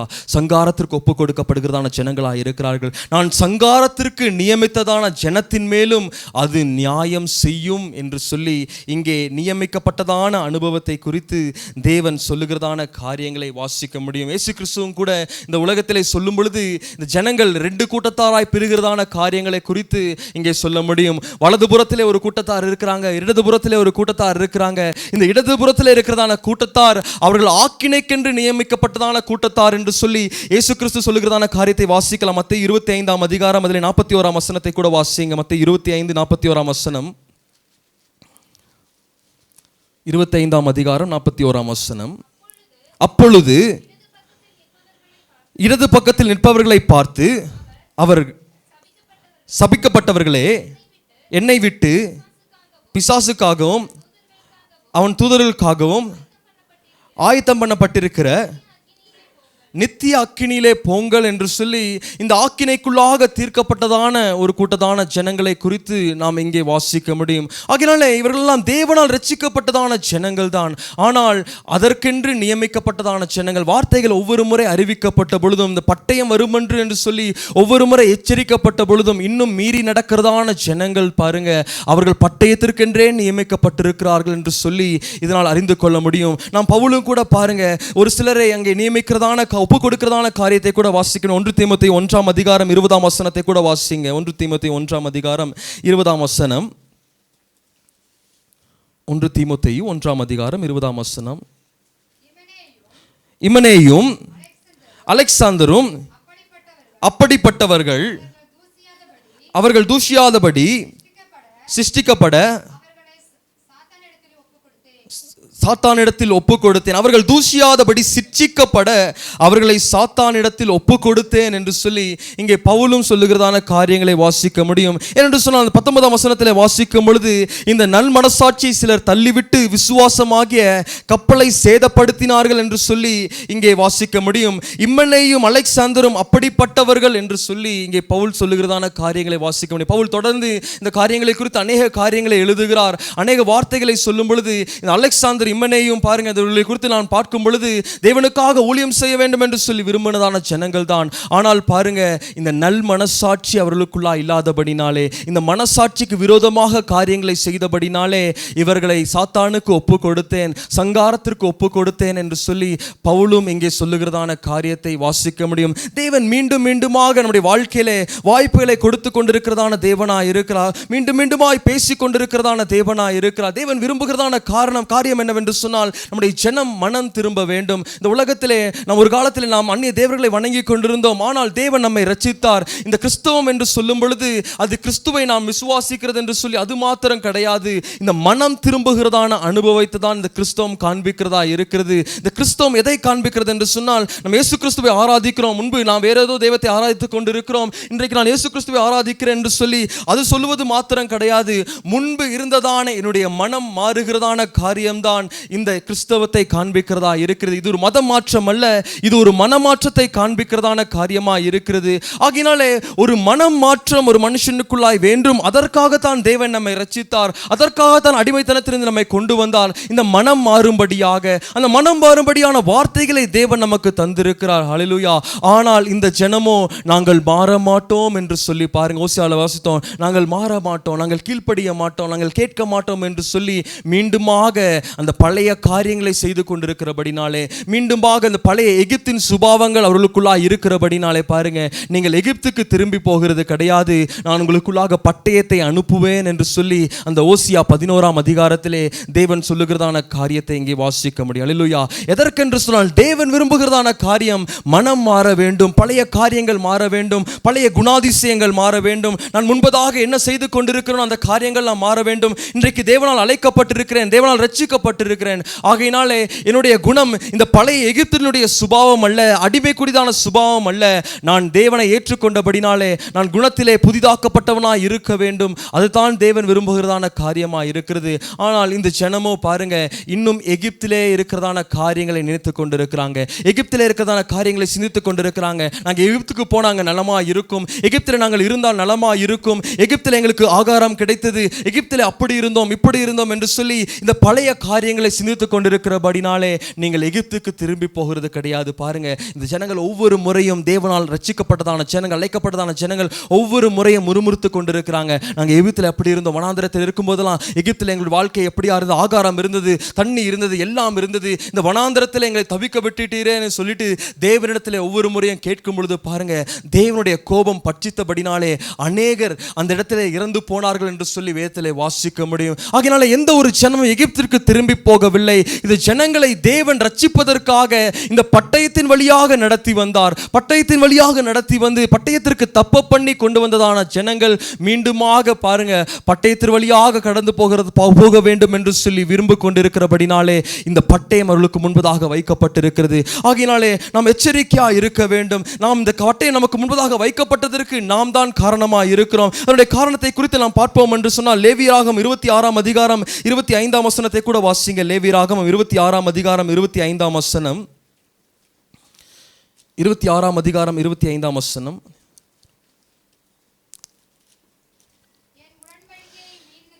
என் உடன்படிக்கை மீறினதற்கும் பழிவாங்கும் பட்டயத்தை உங்கள் மேல் வரப்பண்ணி நீங்கள் உங்கள் பட்டணங்களில் சேர்ந்த பின் கொள்ளை நோயை உங்கள் நடுவிலே அனுப்புவேன், சத்ருவின் கையில் ஒப்பு கொடுக்கப்படுவீர்கள் என்று சொல்லி என் உடன்படிக்கை மீறினதினாலே பழிவாங்கும் பட்டயம் என்று சொல்லி எழுதப்பட்டிருக்கிறது. என்னுடைய உடன்படிக்கை மீறினபடினாலே. ஆகையினாலே இந்த ஜனங்கள் யார் என்று சொன்னால் உடன்படிக்கை பண்ணப்பட்டதான ஜனங்களாக இருக்கிறார்கள். இந்த ஜனங்களை குறித்து இந்த பட்டயம் என்று சொல்லும் பொழுது உடன்படிக்கை பண்ணப்பட்டதான ஜனங்கள். உடன்படிக்கை என்று சொல்லும் பொழுது தேவன் இந்த ஜனங்களோடு கூட உடன்படிக்கை செய்திருந்தார். வனாந்தரத்தில் நடத்தும்படியாக, அவர்களை கானானுக்கு கொண்டு செல்லும்படியாக உடன்படிக்கை செய்திருந்தார். நாமும் கூட உடன்படிக்கை செய்யப்பட்டதான ஜனங்களாய் இருக்கிறோம். ஞானஸ்தானத்தின் மூலமாக தேவனோடு கூட உடன்படிக்கை செய்யப்பட்டதான ஜனங்களாய் இருக்கிறோம். கர்த்தருக்காய் வாழுவேன் என்று சொல்லி, தேவனுக்காய் வாழுவேன் என்று சொல்லி உடன்படிக்கை பண்ணப்பட்டதான ஜனங்களாய் இருக்கிறோம். மீறினதினாலே, அந்த உடன்படிக்கை மீறினதினாலே பழிவாங்கும் பட்டயம். அல்லேலூயா. எதற்கு பட்டயம் வந்தது என்று சொன்னால் மீறினபடினாலே பழிவாங்கும் பட்டயம். அதற்கு பின்பதாக எழுதப்பட்ட காரியத்தை நாம் பார்ப்போம் என்று சொன்னால், உங்கள் பட்டணங்களில் நீங்கள் சேர்ந்த பின்பு கொள்ளை நோயை உங்கள் நடுவிலே அனுப்புவேன் என்று சொல்லி எங்கள் தேவன் சொல்லுகிறதான காரியத்தை வாசிக்க முடியும். கொள்ளை நோயை அனுப்புவேன் என்று சொல்லி. அல்லேலூயா. அநேக நேரங்களில் இந்த கடைசி காலத்தில் சிந்தித்துக் கொண்டிருக்கிறோம். இந்த கொரோனா வைரஸ் பாருங்க, எத்தனையோ ஜனங்கள் தேவனை அறியாமல் இருக்கிறதான ஜனங்களுக்காக தான் இந்த கொரோனா வைரஸ் வந்துச்சு. எத்தனையோ ஜனங்கள் தேவனை அறியவில்லை, தேவனை அறியாமல் கண்ணை மண்ணை வணங்கி கொண்டிருக்கிறாங்க. அவர்களுக்காகத்தான் இந்த கொள்ளை நோய் வந்தது என்று சொல்லி நாம் சிந்தித்துக் கொண்டிருக்கிறோம். ஆனால் வேதம் தெளிவாக சொல்லுகிறது, அல்லேலூயா, அவர்களால் கிடையாது, அந்த ஜனங்களால் கிடையாது, தேவனை அறிந்ததான ஜனங்களால் கிடையாது, உடன்படிக்கை பண்ணப்பட்டதான ஜனங்கள், உடன்படிக்கை செய்து கொண்டதான ஜனங்கள், அந்த உடன்படிக்கை மீறி நடக்கிறபடினாலே இந்த பட்டயம் உலகத்திலே வந்தது. இந்த பட்டயம் இந்த கடைசி காலத்தில் இருக்கும் என்று சொன்னால் இந்த பட்டயம் தான் இந்த கொள்ளை நோயை காண்பிக்கிறதா இருக்கிறது. இந்த கொள்ளை நோய் தேசத்திலே வந்தது என்று சொல்லி எழுதப்பட்டிருக்கிறது. அதற்கு காரணம் அந்நிய ஜனங்கள் கிடையாது, தேவனை அறியாத புறஜாதி ஜனங்கள் கிடையாது, தேவனால் உடன்படிக்கை செய்து அழைக்கப்பட்டதான ஜனங்கள். அல்லேலூயா. தேவன் ரட்சித்தார். இன்றைக்கு அநேக கிறிஸ்துவுடைய வாழ்க்கையை பார்க்கும் பொழுது மிகவும் பரிதாபமான நிலைமையா இருக்கிறது. விசுவாசம் இல்லாத நிலைமைக்குள்ளாக அநேக கிறிஸ்தவர்கள் வாழ்ந்து கொண்டிருக்கிறாங்க. ஏதோ உலகத்தாரை போல தேவனால் ரட்சிக்கப்பட்டும் இந்த உலகத்திற்கும் உலகத்தினுடைய காரியங்களுக்கும் ஓடுகிறதான ஜனங்களாய் அநேகர் வாழ்ந்து கொண்டிருக்கிறாங்க. இன்னும் தேவனை நம்பிக்கொண்டிருக்கிறதான, தேவனை ஆராதிக்கிறதான ஜனங்கள், எல்லாவற்றிலும் தேவனை சார்ந்து கொண்டு வாழ வேண்டியதான ஜனங்கள் இன்னும் தேவனை சார்ந்து கொண்டு வாழாம இந்த உடன்படிக்கை பண்ணியிருக்கிறோம் என்று சொல்லி உடன்படிக்கை கூட ஒரு பொருட்டாக எண்ணாம ஈஸியா உலக காரியங்களுக்காக உடன்படிக்கை உழைத்து போடுகிறதான ஜனங்களாய் காணப்படுகிறபடினாலே மற்ற ஜனங்களுக்காக இந்த பட்டயம் வரவில்லை, மற்ற ஜனங்களுக்காக பட்டயம் அனுப்பப்படவில்லை. யாருக்காய் அனுப்பப்பட்டது என்று சொன்னால் உடன்படிக்கை மீறி நடக்கிறதான ஜனங்களுக்காய் தான் இந்த பட்டயம் அனுப்பப்பட்டது. அல்லேலூயா. ஆகையினால் இந்த கடைசி காலத்தில் ஒரு காரியத்தை உணர்ந்து கொள்வோம் என்று சொன்னால், இந்த கடைசி காலத்திலே இந்த கொள்ளை நோய் எப்படி வந்தது, இந்த கொரோனா வைரஸ் எப்படி வந்தது என்று சொன்னால், இன்னும் எத்தனையோ ஜனங்கள் தேவனை அறியவில்லை என்று சொல்லி மற்ற ஜனங்களை கை காட்டுவதற்காக அல்ல, தேவன் விளங்க பண்ண வேண்டியதான காரணம் இந்த உடன்படிக்கையின் ஜனங்கள் உடன்படிக்கை மீறினபடினாலே கொள்ளை நோயை தேசத்திலே அனுப்புவேன் என்று சொல்லி. அல்லேலூயா. கொள்ளை நோயை அனுப்புவேன். அல்லேலூயா. கொள்ளை நோயை அனுப்புவேன். ஏனென்று சொன்னால் தேவனோடு கூட உடன்படிக்கை பண்ணப்பட்டதான ஜனங்கள், தேவனுக்காய் வாழ வேண்டியதான ஜனங்கள், தேவனுக்காய் ரட்சிக்கப்பட்டதான ஜனங்கள், வனாந்தரத்திலிருந்து மீட்கப்பட்டதான ஜனங்கள். அல்லேலூயா. பட்டயத்திற்கு தப்பி மீட்கப்பட்டதான ஜனங்கள். இன்னும் பாருங்க, இந்த உடன்படிக்கை ஒரு பொருட்டாக எண்ணாம நான் தேவனோடு கூட கட்டப்பட்டிருக்கிற கடந்த நாட்களில் இந்த கட்டப்பட்டதான அனுபவத்தை குறித்து பார்த்தோம். ஆனால் அநேக ஜனங்கள் இன்னும் அந்த கட்டுகளை அறுக்க வேண்டும் என்று சொல்லி நான் கட்டப்பட்டு இருக்க விரும்பவில்லை. எரேமியாவோடு கூட தேவன் சொல்லும் பொழுது இந்த 70 வருஷம் நீங்கள் பாபிலோன்ல இருக்க வேண்டும், இந்த 70 வருஷமும் உன்னுடைய கயிற்றிலே இந்த கயிறு கட்டப்பட்டிருக்க வேண்டும், இந்த நுகம் கட்டப்பட்டிருக்க வேண்டும் என்று சொல்லி எரேமியாவோடு கூட தெளிவாக தேவன் பேசியும் பாருங்க. இங்கே இருக்கிறதான ஜனங்கள் எல்லாம் பாருங்க, அங்கே இருக்கிறதான தீர்க்கதரிசிகள்லாம் இந்த நுகமெல்லாம் தேவையில்லை, தேவன் மாற்ற வல்லவராக இருக்கிறார், தேவன் மாற்ற வல்லவராக இருக்கிறார் என்று சொல்லி நுகத்தை உடைக்கும்படியாகத்தான், நுகத்தை கழட்டும்படியாகத்தான், கயிறு அவிழ்க்கப்படும்படியாகத்தான் எரேமியாவோடு கூட பேசினார். ஆனால் எரேமியா பாருங்க, மீண்டுமாக தேவன் எரேமியாவுக்கு சொன்ன வார்த்தை, நீ இந்த மரத்தினாலே செய்யப்பட்டதான நுகம் உடைக்கப்பட்டபடினாலே நீ உடைக்காதபடிக்கு இரும்பினாலே ஒரு நுகத்தை செய்து நீ அதை கட்டிக்கொள்ள வேண்டும் என்று சொல்லி தேவன் எரேமியாவுக்கு கற்றுக் கொடுக்கிறார். அல்லேலூயா. இது எதை காண்பிக்கிறது என்று சொன்னால் தேவனோடு கூட செய்ததான உடன்படிக்கையை காண்பிக்கிறதா இருக்கிறது. எல்லாவற்றிலும் தேவனுக்காய் வாழ்வோம் என்று சொல்லி உடன்படிக்கை செய்தோம். ஞானஸ்தானத்தில் தேவனிடத்தில் ஒப்புக் கொடுத்தோம். இனி என்னுடைய வாழ்க்கை கர்த்தருக்காய் இருக்கும். இன்னும் பழைய மனுஷனை நான் கலந்து போட்டு தேவனுக்காய் புதிதான மனுஷனாய் வாழுவேன் என்று சொல்லி உடன்படிக்கை செய்து கொண்டோம். ஆனால் வழியிலே நடக்கிறதான காரியங்களிலே இந்த உடன்படிக்கையை கலட்டி போடுகிறதான ஜனங்களாய் காணப்படுகிறோம். அல்லேலூயா. ஆகையினால் தான் பாருங்க, தேவன் எதற்காக இந்த பட்டயத்தை அனுப்பினார் என்று சொன்னால் இந்த உடன்படிக்கையை மீறி நடக்கிறதான ஜனங்கள். அல்லேலூயா. ஆகையினால் ஒரு காரியத்தை சிந்தித்துக் கொள்ள வேண்டும். இந்த கொரோனா வைரஸ், இந்த கொள்ளை நோய் மாற வேண்டும் என்று சொன்னால் மற்ற ஜனங்கள் மனம் திரும்பினா மாத்திரம் போதாது, நான் மனம் திரும்ப வேண்டும். நான் மனம் திரும்ப வேண்டும். தேவனால் அழைக்கப்பட்டதான நான், தேவனால் தெரிந்து கொள்ளப்பட்டதான நான், தேவனால் அழைத்து வரப்பட்டதான நான், ஒரு பட்டயம் எனக்கு குறுக்காக வைக்கப்பட்டது. அந்த பட்டயத்திற்கு தப்பி என்னை தேவன் இரக்கம் பெற செய்தார். எத்தனையோ ஜனங்கள் சங்காரமாக்கப்படுகிறார்கள். எத்தனையோ தேவனை அறியாத ஜனங்கள் சங்காரமாக்கப்படுகிறார்கள். இந்த கொரோனா காலத்தில் எத்தனையோ ஜனங்கள் மாண்டு போனார்கள். ஆனால் உங்களையும் என்னையும் தேவனாய் கிருபையாய் காத்தார். இந்த பட்டயத்திற்கு தப்ப பண்ணினார். இந்த நாள் ஜீவனை கொடுத்திருக்கிறார். ஆகினாலே இந்த உடன்படிக்கை ஒரு நாள் மீறக்கூடாது. அல்லேலூயா. உடன்படிக்கை ஒரு நாள் மீறக்கூடாது. எதுவானாலும் சரி தேவனுக்காய் வாழுவேன் என்று சொல்லி அந்த வைராக்கியத்தோடு கூட வாழ வேண்டும் என்று சொல்லி தேவன் விரும்புகிறார். ஆனால் இந்த நாளில் இப்படிப்பட்டதான காரியங்கள் நடக்கும் என்று சொன்னால் இன்னும் அநேக கிறிஸ்தவர்கள் நான் தேவனோடு கூட என்ன உடன்படிக்கை செய்தேன் என்று சொல்லி கூட ஞாபகமில்லாத கிறிஸ்தவர்களாய் காணப்படுகிறோம். தேவனோடு கூட என்ன உடன்படிக்கை செய்தேன், எதற்காக ஞானஸ்தானம் எடுத்தேன், எதற்காக தேவனை அறிந்து கொண்டேன், எதற்காக சபைக்கு வருகிறேன், எதற்காக ஆராதனை செய்கிறேன் என்று சொல்லி எதற்காக என்று சொல்லி அறியாத ஜனங்கள் இருக்கிறபடினாலே தான் பாருங்க, உடன்படிக்கை செய்தோம், ஞானஸ்தானம் பெற்றுக்கொண்டோம், உடன்படிக்கை காண்பிக்கிறதா இருக்கிறது. ஆனால் பாருங்க, எதற்காக உடன்படிக்கை என்று சொல்லி உடன்படிக்கை மறந்து போனதான ஜனங்களாக இருக்கிறோம். அதனால தான் பாருங்க, இந்த வனாந்திரத்தில் இஸ்ரவேல் எகிப்திலே இந்த ஜனங்கள் இருக்கும் பொழுது பாருங்க, இந்த ஜனங்களுடைய கூக்குரல் பாருங்க தேவனுடைய சமூகத்தை எட்டினது. தேவனுடைய சமூகத்தை எட்டினது. தேவன் ஜனங்களோடு கூட செய்ததான அந்த உடன்படிக்கை தேவன் நினைவு கூர்ந்து இந்த ஜனங்களை ரட்சித்தார். தேவன் ஒரு மனுஷனை ரட்சிக்க வேண்டும் என்று சொன்னால், இளைப்பாறுதலுக்குள்ளாய் கொண்டு செல்ல வேண்டும் என்று சொன்னால் ஒரு காரியத்தை தான் தேவன் நினைவு கூறுவார். உடன்படிக்கையை தான் தேவன் நினைவு கூறுவார். அல்லேலூயா. உடன்படிக்கை நினைவு கூறுகிறதான தேவன். அந்த 2ஆம் அதிகாரம், யாத்திராகமம் 2ஆம் அதிகாரம், அந்த ஒரு வசனத்தை கூட வாசிங்க. யாத்திராகமம் 2ஆம் அதிகாரம், அதில் கடைசி வசனத்திற்கு முன்பதாக வாசிங்க. 23ஆம் வசனத்தை வாசிங்க. சில காலம் சென்ற பின்பு எகிப்தின் ராஜா மரித்தான். இஸ்ரவேல் புத்திரர் அடிமைத்தனத்தினால் தவித்து முறையிட்டு கொண்டிருந்தார்கள். முறையிடும் சத்தம் தேவ சந்நிதியில் எட்டினது. தேவன் அவர்களை பெருமூச்சை கேட்டு தாம் ஆபிரகாமோடும் ஈசாக்கோடும் யாக்கோபோடும் செய்த உடன்படிக்கையை நினைவு கூர்ந்தார். அல்லேலூயா. இந்த ஜனங்களை ரட்சிக்கும்படியாக, இந்த ஜனங்களை எகிப்திலிருந்து இளைப்பாறுதலுக்கு கொண்டு வரும்படியாக, இளைப்பாறுதல் இல்லைன்னு சொல்லிட்டு அங்கலாச்சு கொண்டிருக்கிறதான ஜனங்களுக்கு இளைப்பாறுதல் தரும்படியாக தேவன் எதை நினைவு கூர்ந்தார் என்று சொன்னால் உடன்படிக்கை நினைவு கூர்ந்தார். அல்லேலூயா. உடன்படிக்கை நினைவு கூர்ந்தார். ஆகையினாலே நாம் என்றைக்கெல்லாம் உடன்படிக்கை நாம் மீறி நடக்கிறோமோ, தேவனோடு கூட செய்ததான உடன்படிக்கை அக்ரிமெண்ட்டை நாம் மீறுறோமோ பாருங்க, இந்த நாம் எகிப்துக்கு திரும்பி போக மாட்டோம். நாம் பழைய நிலைமைக்கு திரும்பி போக மாட்டோம். ஒரு நாளில் நாம் சில நேரங்களில் யோசிக்கும் பொழுது நாம் தேவனை ஏற்றுக்கொண்டோம், தேவனை ஏற்றுக்கொண்டு ஞானஸ்தானம் பெற்றுக்கொண்டோம், உடன்படிக்கை செய்து கொண்டோம். ஆனால் சில சந்தர்ப்பங்களினாலே, சில சூழ்நிலைகளாலே, மற்ற மனுஷரினாலே, நம்முடைய உறவினாலே அநேகர் செய்கிறதான காரியம் இதுவாய் தான் இருக்கிறது. ஞானஸ்தானத்தை எடுத்துக்கொண்டும் மீண்டுமாக தாங்கள் எங்கேருந்து வந்தார்களோ அங்கே திரும்பி போகிறதான ஜனங்களாக இருக்கிறாங்க. மீண்டுமாக எந்த நிலைமையிலிருந்து வந்தாங்களோ அங்கே திரும்பி போகிறதான ஜனங்களாக இருக்கிறாங்க. ஆனால் வேதம் தெளிவாக சொல்லுகிறது, ஒருவனும் எகிப்திற்கு திரும்புவது கிடையாது. அல்லேலூயா. ஒருவனும் எகிப்திற்கு திரும்புவது கிடையாது.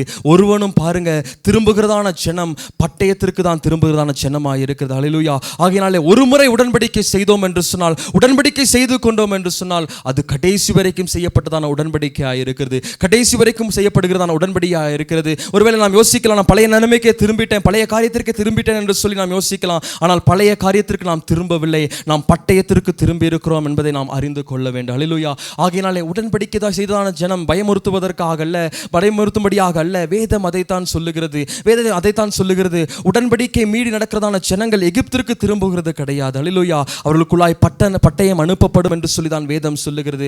ஆகையினாலே இந்த உடன்படிக்கையை நாம் காத்துக்கொள்ள வேண்டும். உடன்படிக்கையை காத்துக்கொள்ள வேண்டும். இந்த ஜனங்கள் இந்த பட்டயத்திற்கு தப்ப வேண்டும் என்று சொன்னால், இந்த பட்டயத்திற்கு தப்பி காக்கப்பட வேண்டும் என்று சொன்னால், பட்டயத்திற்கு தப்பினதான ஜனம் வனாந்தரத்தில் இரக்கம் பெற்றது என்று சொல்லி நாம் அறிந்திருக்கிறோம். பட்டயத்திற்கு தப்பினதான ஜனம் எப்படி தப்பித்தது என்று சொன்னால் பாருங்க, இந்த உடன்படிக்கையை காத்துக்கொண்டதான உண்டான ஜனம்தான் பட்டயத்திற்கு தப்பினது. அல்லேலூயா. இந்த 70 ஆண்டுகளிலே முடிவிலே எரேமியாவை தேவன் காப்பாற்றினார், எரேமியாவை தேவன் போஷித்தார். நாம் கடந்த வாரத்தில் பார்த்தோம். அதற்கு முன்பதாக காரியங்களை நான் வீட்டில் சென்று வாசித்து பாருங்க.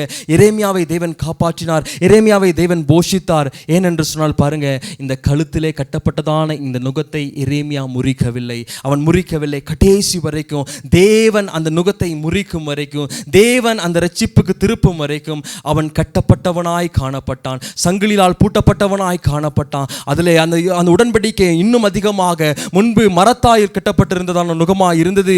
அதிலும் பலமாக இரும்பினால் உண்டான நுகத்தை அவன் பூட்டி கொண்டான் என்று சொல்லி எழுதப்பட்டிருக்கிறது. ஆகையினாலே இந்த பட்டயத்திற்கு தப்ப வேண்டும் என்று சொன்னால் இந்த உடன்படிக்கையிலே உறுதியாய் இருக்கிறதான ஜனங்களாய் இருக்க வேண்டும். இந்த பட்டயத்திற்கு தப்பினதான ஜனம் வனாந்திரத்திலே இரக்கம் பெறும். ஆகையினாலே ஒரு காரியத்தை உணர்ந்து கொள்ள வேண்டும். நாம் தேவனோடு கூட உடன்படிக்கை செய்து கொண்டதான ஜனம், தேவனோடு கூட உடன்படிக்கை செய்திருக்கிறோம். என்னவானாலும் சரி, இனி என்னுடைய வாழ்க்கை உமக்காக இருக்கும், என்னுடைய வாழ்க்கை உமக்காக இருக்கும் என்று சொல்லி உடன்படிக்கை செய்திருக்கிறோம். அவருக்காக வாழ நம்மை அர்ப்பணிப்போம். அப்பொழுது நிச்சயமாக இந்த பட்டயத்திற்கு தப்பிக்கொள்ள முடியும். அல்லேலூயா. நிச்சயமாக பட்டயத்திற்கு தப்பிக்கொள்ள முடியும். இயேசு கிறிஸ்து இந்த உலகத்திற்கு வரும்பொழுது கூட பாருங்க, இயேசு கிறிஸ்து சொல்லுகிறதான காரியம் என்னவென்று சொன்னால், நாம் அறிந்திருக்கிறோம், இந்த உலகத்தை ரட்சிக்க வந்தார், அவர் நம்மை மீட்கும்படியாக வந்தார், நம்மை ரட்சிக்கும்படியாக, இழந்து போனதை தேடவும் ரட்சிக்கும்படியாக உலகத்திற்கு வந்தேன் என்று சொல்லி எழுதப்பட்டிருக்கிறது. ரட்சிப்பை தரும்படியாக, ஜீவனை தரும்படியாக உலகத்திற்கு வந்தேன் என்று சொல்லி நாம் வேதத்திலே தேவனை குறித்து அறிந்திருக்கிறோம். ஆனால் ஒரு காரியத்தை இயேசு கிறிஸ்து தெளிவாக சொல்லுகிறதை நாம் வாசிப்போம் என்று சொன்னால், மத்தேயு 10:34 வாசிக்கலாம். மத்தேயு 10:34 வாசிங்க, சத்தமாக வாசிங்க. பூமியின் மேல் சமாதானத்தை அனுப்ப வந்தேன் என்று எண்ணாதிருங்கள், சமாதானத்தை அல்ல பட்டயத்தையே அனுப்ப வந்தேன் என்று சொல்லி. அல்லேலூயா. தேவன் இரக்கமுள்ளதான தேவன் தான், நம்மை ரட்சிக்கும்படியாகத்தான் வந்தார். அவருடைய சிலுவையின் மரணம் தான் நம்மை ரட்சித்தது, அவருடைய அன்பு தான் நம்மை ரட்சித்தது, இந்த நாளை அவரோடு கூட சேர்த்தது. ஆனாலும் ஒரு காரியத்தை தேவன் இங்கே பேசும் பொழுது, பூமியின் மேலே சமாதானத்தை அனுப்ப வந்தேன் என்று நினைக்காதீங்க, பட்டயத்தையே அனுப்ப வந்தேன் என்று சொல்லி இங்கே தேவன் சொல்லுகிறதான காரியத்தை வாசிக்க முடியும். அல்லேலூயா. அவர் பட்டயத்தை அனுப்ப வந்தேன், பட்டயத்தை அனுப்ப வந்தேன் என்று சொல்லி இங்கே இயேசு கிறிஸ்துவே சொல்லுகிறதான காரியத்தை இங்கே வாசிக்க முடியும். என்ன பட்டயம்? லூக்கா 12:51 வாசிங்க. லூக்கா 12:51.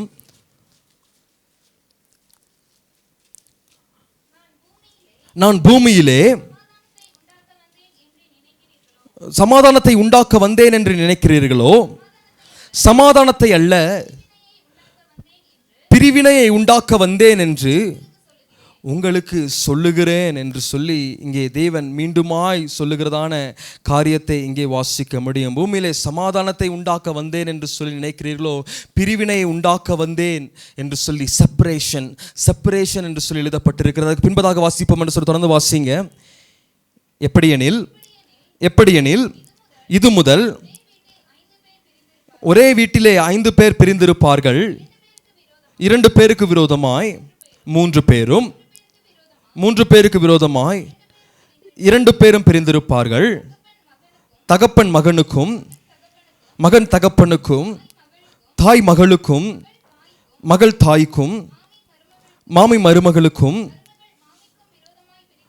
மருமகள் மாமிக்கும் விரோதமாய் பிரிந்திருப்பார்கள் என்று சொல்லி இங்கே ஒரு பிரிவினையை குறித்து இங்கே இயேசு கிறிஸ்து சொல்லுகிறதான காரியத்தை வாசிக்க முடியும். ஆனால் இதை மாம்சத்தின் வழியா பிரகாரமாக பார்ப்போம் என்று சொன்னாலும் அது மிகவும் உண்மையாகத்தான் இருக்கிற இந்த கடைசி காலத்திலே இப்படிப்பட்டதான காரியங்கள் தான் நடந்து கொண்டிருக்கிறது.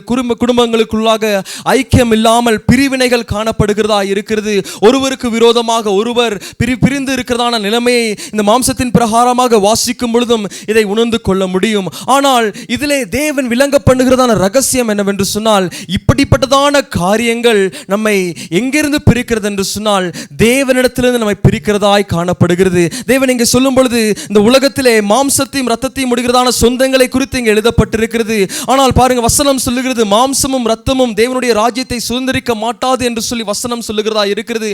ஆகையினாலே ஆவியின் பிரகாரமாக சிந்திப்போம் என்று சொன்னால் இப்படிப்பட்டதான காரியங்கள் நம்மை தேவனிடத்திலிருந்து பிரிக்கிறது என்று சொல்லி இங்கே இயேசு கிறிஸ்து சொல்லுகிறதான காரியத்தை அறிந்து கொள்ள முடியும். அல்லேலூயா. இப்படிப்பட்டதான பிரிவினைகள் கடைசி காலங்களிலே வரும். இப்படிப்பட்டதான பிரச்சனைகள் கடைசி காலங்களிலே வரும். குடும்பங்களுக்குள்ளாக ஐக்கியம் இருக்காது, சபைகளுக்குள்ளாக ஐக்கியம் இருக்காது, சகோதரர்களுக்குள்ளாக ஐக்கியம் இருக்காது, பெற்றோர் பிள்ளைகளுக்குள்ளாக ஐக்கியம் இருக்காது, மாமி மருமகளுக்குள்ளாக ஐக்கியம் இருக்காது.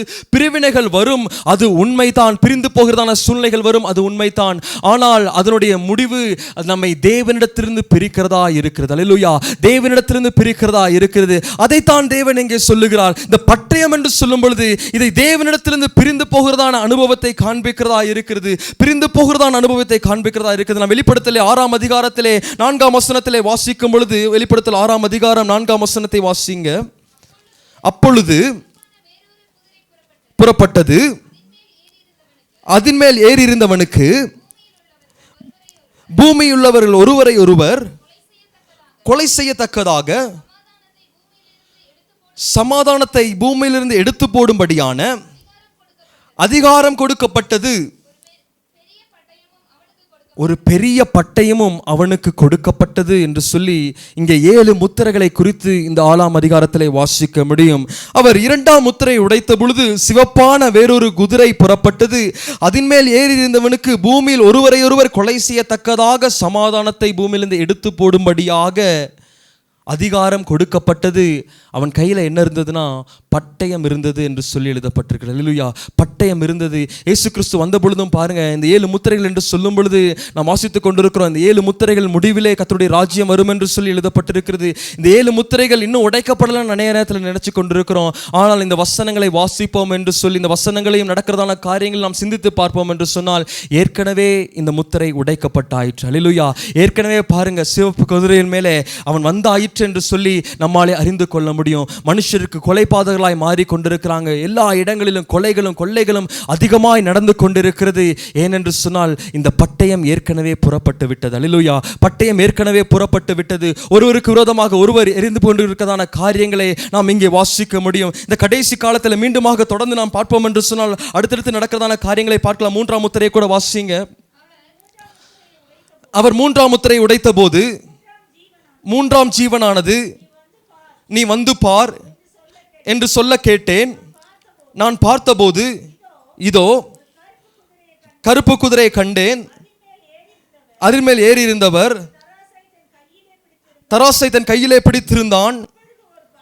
அப்பொழுது ஒரு பணத்திற்கு ஒரு படி கோதுமை என்றும் ஒரு பணத்திற்கு 3 படி வார்கோதுமை என்றும் எண்ணெயையும் திராட்சரசத்தையும் சேதப்படுத்தாதே என்றும் 4 ஜீவன்களில் மத்தியிலிருந்து உண்டான சத்தத்தை கேட்டேன். என்னையும் திராட்சரசத்தையும் சேதப்படுத்தாதே என்று சொல்லி 4 ஜீவனின் மத்தியிலிருந்து சொல்லப்பட்டதான சத்தத்தை கேட்டேன்.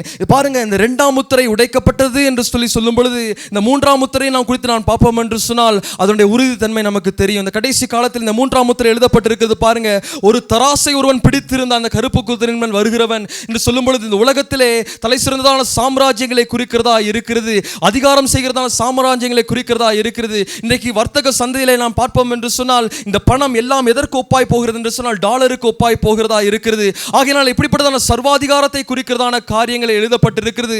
பின்பதாக பாருங்க, இந்த திராட்சரசத்தையும் எண்ணெயும் சேதப்படுத்தாதே என்கிறதான சத்தம் 4 ஜீவன்களிலே அதிலிருந்து புறப்பட்டது. 4 ஜீவன்கள் அந்த சத்தத்தை கேட்டு 4 ஜீவன்களுக்கு உண்டான சத்தத்தை கேட்டேன் என்று சொல்லி 4 ஜீவன்களை குறித்து இங்கே எழுதப்பட்டிருக்கிறது. இந்த கடைசி காலத்திலே இந்த 4 ஜீவன்களை பார்ப்போம் என்று சொன்னால் இப்பொழுது நாம் வாசிப்போம் பார்த்து செய்திகளை பார்ப்போம் என்று சொன்னால் இந்த குவாட் என்கிறதான அமைப்பு இந்த கடைசி காலத்தில் உருவாக்கப்பட்டிருக்கிறது. குவாட் என்கிறதான அமைப்பு, இந்த குவாட் என்று சொல்லும் பொழுது 4 தேசங்கள் ஒன்றாய் சேர்ந்ததான காரியத்தை இங்கே குறிப்பிடுகிறதா இருக்கிறது. அமெரிக்கா, ஆஸ்திரேலியா, ஜப்பான் மற்றும் இந்தியா, இந்த 4 தேசங்களை சேர்த்ததான இந்த 4 ஜீவன்களை குறிப்பிடுகிறதான காரியமாக இருக்கிறது. என்ன சத்தம் என்று சொன்னால் எண்ணெயை சேதப்படுத்தாதே. இன்னைக்கு விலையை பார்த்தீங்கன்னா பாருங்க, 106 ரூபா விற்கிறாங்க பெட்ரோல். ஹல்லேலூயா. எங்கே? இந்தியா தேசத்திலே இந்த 4 மிருகத்திலே உண்டான சத்தம் என்னவென்று சொன்னால் பாருங்க, இந்த 4 குவாட் தேச தேசங்களில் இருக்கிறதான ஒரு தேசம் தான் இந்தியா. இந்த தேசத்தில் தான் பாருங்க கடந்த நாட்களில் நாம் பார்ப்போம் என்று சொன்னால் யூரோப் தேசங்களிலும் பாருங்க அங்கேயும் எண்ணெய் பற்றாக்குறையாய் காணப்படுகிறது. இந்த குவாட் தேசங்களில் உண்டாகிறதான சத்தம் தான் எண்ணெயை சேதப்படுத்தாத இவ்வளவு விலை ஆகிக்கொண்டிருக்கிறது என்று சொல்லி. அப்படி என்று சொன்னால் பாருங்க மூன்றாம் முத்திரையும் உடைக்கப்பட்டது. அல்லேலூயா. மூன்றாம் முத்திரையும் உடைக்கப்பட்டது. ஏனென்று சொன்னால் கடைசி காலத்திற்கு நேராய் நாம் போய் கொண்டிருக்கிறோம். தேவனுடைய வருகைக்கு நேராய் போய் கொண்டிருக்கிறோம். இளைப்பாறுதலுக்கு நேராய் போய் கொண்டிருக்கிறோம். ஒரு கூட்ட ஜனங்கள் இளைப்பாறுதலுக்கு நேராய் போய் கொண்டிருக்கிறது, ஒரு கூட்ட ஜனங்கள் ஆக்கினைக்கு நேராய் போய் கொண்டிருக்கிறது. இந்த பட்டயம் ரெண்டையும் வெவ்வேறாக பிரிக்கிறதான பட்டயமாய் காணப்படுகிறது. அல்லேலூயா. எதற்காக சொல்லுகிறேன் என்று சொன்னால் பாருங்க ஏற்கனவே முத்திரை உடைக்கப்பட்டாயிற்று. ஆமென். இன்னும் சில காரியங்கள் தான் நிறைவேற வேண்டும், இன்னும் சில காரியங்கள் தான் நிறைவேற வேண்டும். அதற்காக தான் காத்து கொண்டிருக்கிறோம். இந்த 4 குவாட் அமைப்புகளில் பார்ப்போம் என்று சொன்னால் இன்னைக்கு இருக்கிறதான ஒரே பிரச்சனை என்னவென்று சொன்னால் எண்ணெய் விலை அதிகமாய் கொண்டிருக்கிறது. அமெரிக்கா போராடுகிறதான காரணம் என்னவென்று சொன்னால் எப்படியாக இந்த ஈராக் இடத்திலிருந்து நான் எண்ணெயை பெற்றுக்கொள்ள வேண்டும் என்று சொல்லி அதற்காக போராடி கொண்டிருக்கிறாங்க. ஏனென்று சொன்னால் அந்த எண்ணெயை பெற்றுக்கொள்ளும் பொழுதுதான் அந்த தேசம் சர்வாதிகாரமாக இருக்கும், அதனால் தான் எனக்கு வருமானம் என்று சொல்லி அதற்காக போராடுகிறதான தேசமாக இருக்கிறது. அதிலே ஒன்றான இந்திய தேசத்தை பார்ப்போம் என்று சொன்னால் 106 ரூபாய்க்கு இன்னைக்கு என்ன வித்து கொண்டிருக்கிறாங்க. ஏனென்று சொன்னால் பாருங்க இந்த காரியங்கள் நிறைவேறுகிறதான அடையாளமா இருக்கிறது. இந்த 4 மிருகத்திலிருந்து தான் வருகிறதான சத்தம் தான் ஹல்லேலூயா எண்ணெயை சேதப்படுத்தாதே என்று சொல்லி வருகிறதான சத்தம். இது கடைசி காலங்களை குறிக்கிறதா இருக்கிறது. ஆகையால் மூன்றாம் முத்திரை உடைக்கப்பட்டபடினாலே ஏற்கனவே பாருங்க 2ஆம் முத்திரை உடைக்கப்பட்டாயிற்று. கொள்ளைகள் ஒவ்வொரு நாளும் பெருகி கொண்டிருக்கிறது. பட்டயம் ஏற்கனவே அனுப்பப்பட்டு விட்டது. ஹல்லேலூயா. பட்டயம் ஏற்கனவே அனுப்பப்பட்டு விட்டது. இந்த பட்டயம் தேவனையும் மனுஷனையும் பிரிக்கிறதா இருக்கிறது. அல்லேலூயா. இந்த கடைசி காலத்திலே இந்த பட்டயம் எதை செய்கிறது என்று சொன்னால் பாருங்க ஒருவேளை குடும்பத்திற்குள்ளாக பிரச்சனை என்று சொல்லி எழுதப்பட்டிருக்கலாம், ஒரு உறவிற்குள்ளாக பிரச்சனை என்று சொல்லி எழுதப்பட்டிருக்கலாம். ஆனால் இதனுடைய முடிவெல்லாம் எங்க கொண்டு போய் சேர்க்கிறது என்று சொன்னால் தேவனுக்கு விரோதமாய் தேவனை விட்டு நம்மை பிரிக்கிறதான அனுபவத்தை காண்பிக்கிறதா இருக்கிறது. தேவனை விட்டு விலகி போகிறதான அனுபவத்தை காண்பிக்கிறதா இருக்கிறது. பாருங்க இயேசு கிறிஸ்து பிறப்பதற்கு முன்பதாக பாருங்க இங்கே ஒரு காரியத்தை சொல்லும் பொழுது நாம் வாசிப்போம் என்று சொன்னால் அதில் லூக்கா எழுதின சுவிசேஷம் 2ஆம் அதிகாரம் அதில் 34ஆம் வசனத்தை வாசிக்கலாம். லூக்கா எழுதின சுவிசேஷம் 2ஆம் அதிகாரம். பின்பு சிமியோன் அவர்களை ஆசீர்வதித்து அவள் தாயாகிய மரியாளை நோக்கி, இதோ அநேகருடைய இருதய சிந்தனைகள் வெளிப்படத்தக்கதாக இஸ்ரவேலில் அநேகர் விழுகிறதற்கும் எழுந்திருக்கிறதற்கும் பேசப்படும்படி அடையாளமாவதற்கும் இவர் நியமிக்கப்பட்டிருக்கிறார். உன் ஆத்துமாவையும் ஒரு பட்டயம் உருவி போகும் என்றான் என்று சொல்லி இங்கே சிமியோன் சொல்லுகிறதான காரியத்தை வாசிக்க முடியும். இந்த சிமியோனை குறித்து நான் பார்ப்போம் என்று சொன்னால் அவன் ஆவியினாலே நிரப்பப்பட்டதான ஒரு மனுஷனா இருந்தான். அவனுக்கு இருக்கிறதான வாஞ்சை என்று சொன்னால் அவனுக்கு கொடுக்கப்பட்டதான வாக்கு என்னவென்று சொன்னால் இயேசு கிறிஸ்துவை காண்பா என்று சொல்லி அவன் வாக்குத்தத்தத்தை பெற்றிருந்ததான ஒரு மனுஷனா இருந்தான். அவன் இயேசு கிறிஸ்துவை அவனிடத்தில் கொண்டு வந்த பொழுது ரட்சத்தினத்தை என் கண்கள் கண்டதே என்று சொல்லி தேவனை மகிமைப்படுத்துகிறதான காரியத்தையும் இங்கே வாசிக்க முடியும். பின்பதாக மரியாளோடு கூட பேசும் பொழுது பாருங்க இவருடைய மகத்துவத்தை எல்லாம் சொல்லிவிட்டு உன்னுடைய ஆத்துமாவையும் ஒரு பட்டயம் உருவ குத்தும் என்று சொல்லி அங்கே ஒரு காரியத்தை சொல்லுகிறதான காரியங்களை வாசிக்க முடியும். உன் ஆத்துமாவையும் ஒரு பட்டயம் உருவி போகும் என்று சொல்லி ஒரு பட்டயத்தை குறித்ததான எச்சரிப்பை இங்கே சொல்லுகிறதான காரியத்தை அறிந்து கொள்ள முடியும். இந்த பட்டயம் எதை சொல்லுகிறது என்று சொன்னால் மரியாளை பார்த்து ஒரு பட்டயம் உன் ஆத்துமாவை உருவி போகும் என்று சொன்னால் பாருங்க ஒரு நாளிலே இந்த இயேசு கிறிஸ்துவை நீ பிரிய வேண்டும் என்கிறதான அந்த பிரிய வேண்டும் என்கிறதான அனுபவத்தை இங்கே சொல்லுகிறதான காரியத்தை வாசிக்க முடியும். அல்லேலூயா. இந்த பட்டயத்தினாலே பாருங்க ஒரு நாளிலே ஒரு பிரிவு உண்டாகும். இந்த உலகத்திலே நீ மகன் என்று சொல்லி எண்ணி கொண்டிருக்கிறாய், ஆனால் அவர் நிறைவேற்ற வேண்டியதான காரியத்தினாலே அவர் செய்ய வேண்டியதான காரியத்தினாலே நீ பிரிய வேண்டும் என்கிறதான காரியத்தை இந்த பட்டயத்தின் மூலமாக அவர் உணர்த்துகிறதா தீர்க்க தரிசனமாய் சொல்லுகிறதான காரியத்தை இங்கே வாசிக்க முடியும். அல்லேலூயா. ஆகையினாலே இந்த பட்டயம் ஒரு பிரிவினை காண்பிக்கிறதா இருக்கிறது.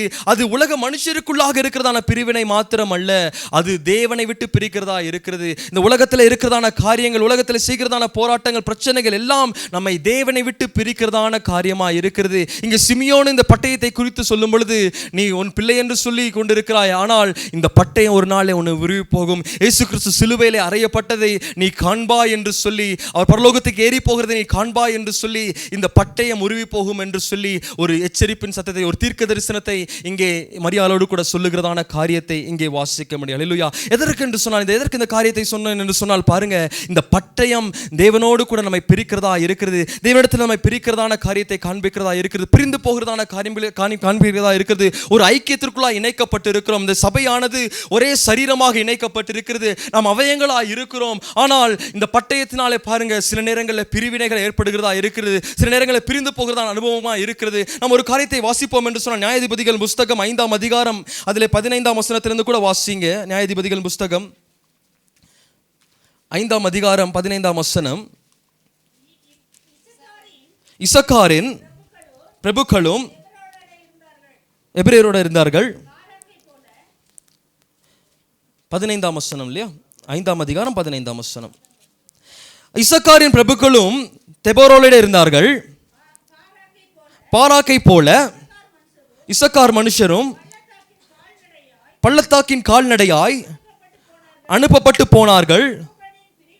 ரூபனின் பிரிவினைகளால்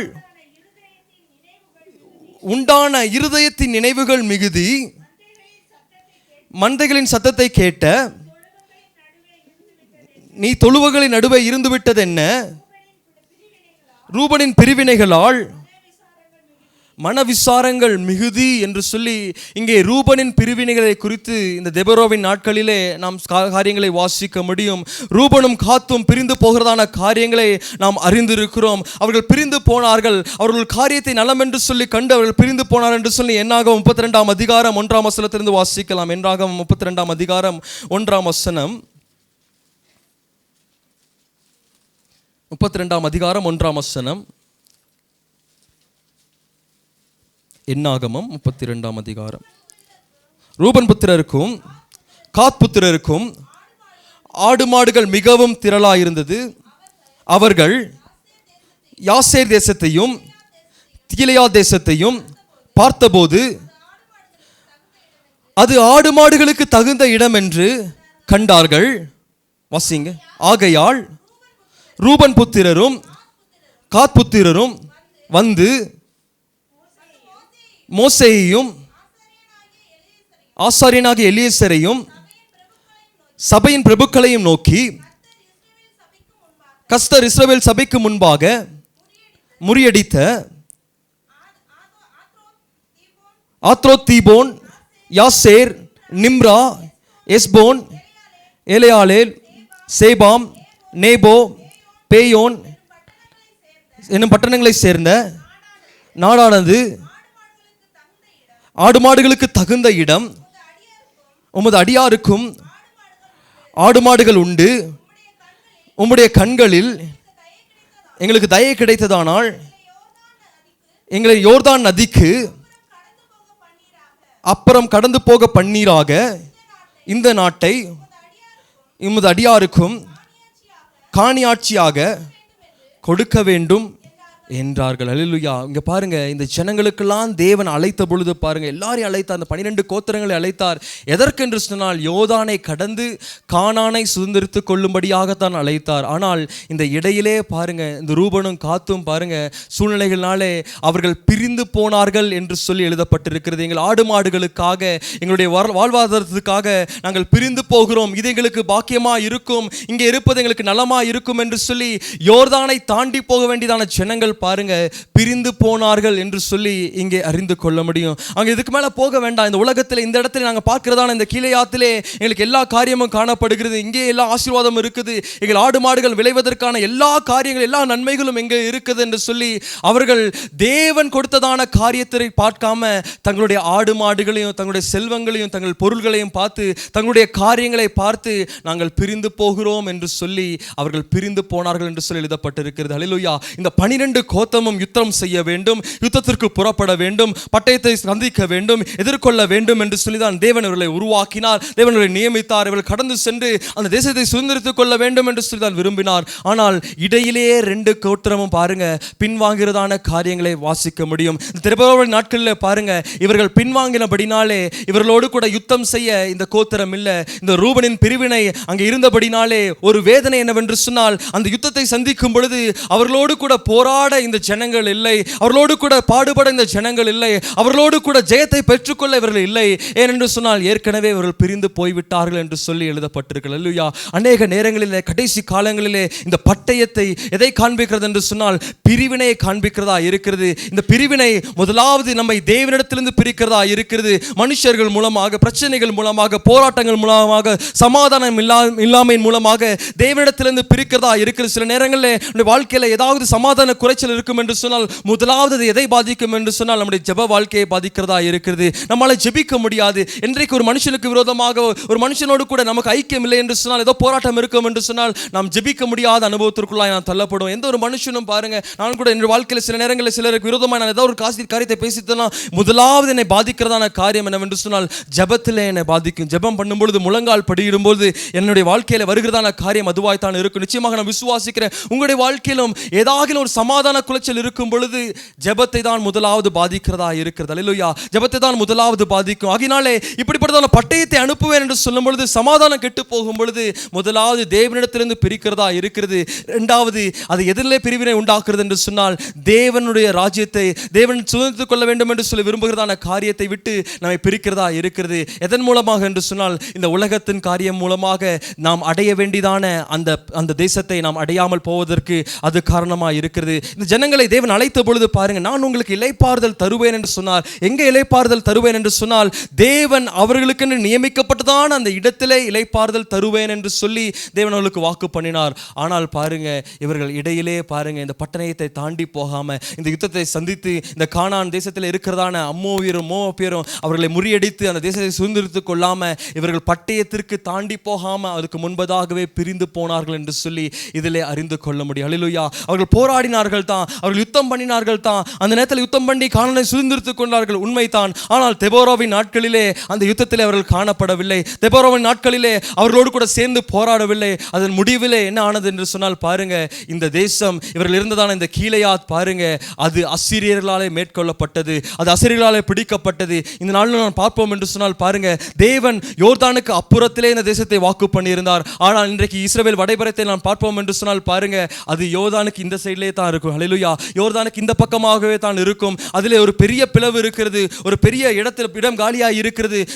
மேப்பை நம்ம வீட்டில் சென்று மேப்பை அந்த இஸ்ரவேலுடைய மேப்பை பார்த்தீங்கன்னா அதுக்கு நடுவில் தெரியும் ஒரு பெரிய பிளவு அங்கே காணப்படுகிறது. காரணம் என்னவென்று சொன்னால் பாருங்க, இவர்கள் எல்லாவற்றிலும் இந்த 12 கோத்திரத்தோடு கூட சேர்ந்து போராட வேண்டும். இந்த 12 கோத்திரத்தோடு கூட சேர்ந்து எல்லாவற்றிலும் போராட வேண்டும். ஆனால் இடையிலே தங்களுடைய சூழ்நிலைகளையும் இந்த உலக காரியங்களையும் உலகத்தில் இருக்கிறதான சில காரியங்களினாலே உலகத்தில் இருக்கிறதான சில மனிதர்கள் கொண்டு வருகிறதான பிரிவினைகளினாலே பாருங்க, தேவனோடு இருக்கிறதான ஐக்கியத்தையும் சபையோடு கூட இருக்கிறதான ஐக்கியத்தையும் விட்டு விட்டு பிரிந்து போகிறபடினாலே பாருங்க, இவர்கள் அசீரியருக்கு ஒப்பு கொடுக்கப்பட்டார்கள் என்று சொல்லி அங்கே எழுதப்பட்டிருக்கிறது. இன்றைக்கு அந்த இஸ்ரவேல் வரைபடத்திலே ஒரு பெரிய பகுதியிலே காலியான இடம் இருக்கும் என்று சொன்னால் அந்நியருடைய கையிலே அந்த பகுதி ஒப்பு கொடுக்கப்பட்டிருக்கும் என்று சொல்லி கடந்த நாட்களில் பார்த்தோம். ஒரு பெரிய யுத்தம் வந்தது, இந்த காசாவுக்கு இந்த பாலஸ்தீனருக்கும் இஸ்ரவேலுக்கும் ஒரு யுத்தம் வந்ததற்கான காரணம் என்னவென்று சொன்னால் பாருங்க, இந்த ரூபன் கோத்திரத்தார் தான், இந்த ரூபன் காத் கோத்திரத்தாரும் தான். அவர்கள் யுத்தம் செய்து எல்லாவற்றையும் துரத்த வேண்டும். ஆனால் அவர்கள் துரத்தாம எங்களுக்கு என்னவென்று சொல்லி ஒதுங்கி கொண்டபடினாலே, பிரிந்து போனபடினாலே பாருங்க, இன்றைக்கும் பாருங்க இந்த இஸ்ரவேல் ஜனங்கள்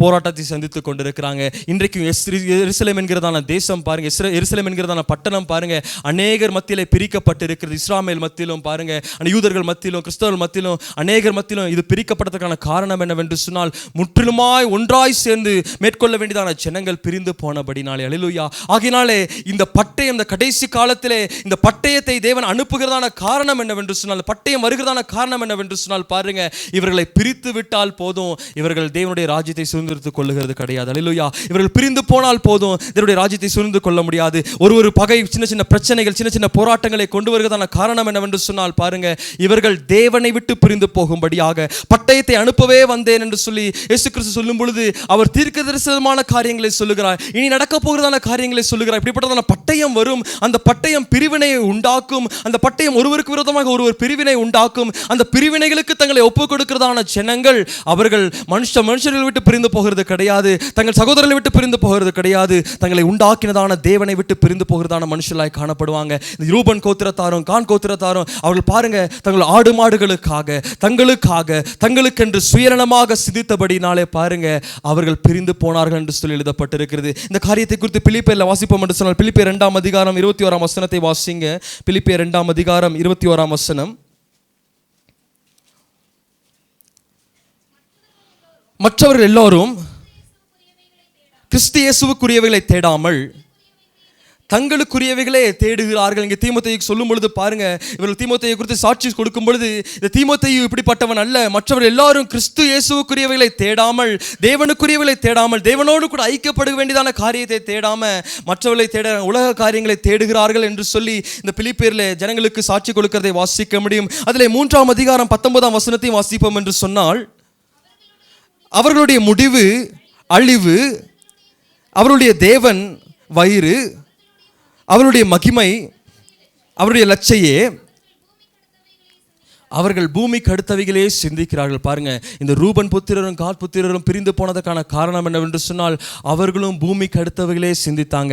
தங்கள் ஆடு மாடுகளுக்காக சிந்தித்தாங்க, தங்களுக்கு விரோதமாக வருகிறதான மனுஷர்களுக்காக சிந்தித்தாங்க, தங்களுக்கு விரோதமாக எழும்புகிறதான சில நேரங்கள், அநேக நேரங்கள் நம்முடைய வாழ்க்கையில பிரச்சனைகள் வரும்பொழுது தான் ஒரு காரியத்தை உணர்ந்து கொள்ள வேண்டும். நம்மை சந்திக்கிறதான பிரச்சனைகள் மனுஷர்களால் வருகிறதான காரியம் அல்ல, மனுஷர்கள் கொண்டு வருகிறதான காரியம் அல்ல.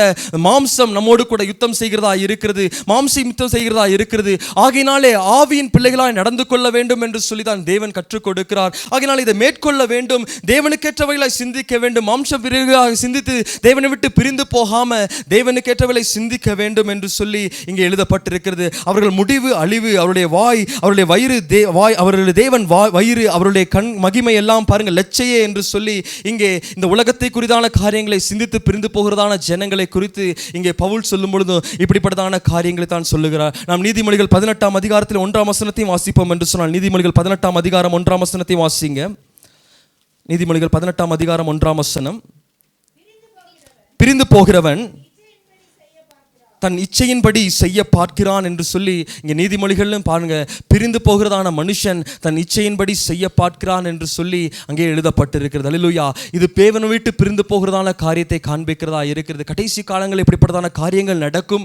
முத்திரை உடைக்கப்பட்டாயிற்று, ஒரு கருப்பு குதிரை சிவப்பு குதிரை புறப்பட்டு விட்டது, அவன் கையிலே பட்டயம் இருக்கிறது, அவன் பிரிவினை உண்டு பண்ணி கொண்டு இருக்கிறான். ஆனால் பிரிந்து போகிறதான ஜனங்கள் அவர்கள் தங்களுடைய சுய சித்தத்தின்படியாக பிரிந்து போகிறாங்க. அல்லேலூயா. யாரும் எந்த மனுஷனை காரணம் கொடுத்த முடியாது, இந்த மனுஷனை காரணம் சொல்ல முடியாது, தங்கள் இச்சைகளை நிறைவேற்றும்படியாக பிரிந்து போகிறார்கள் என்று சொல்லி எழுதப்பட்டிருக்கிறது. அல்லேலூயா.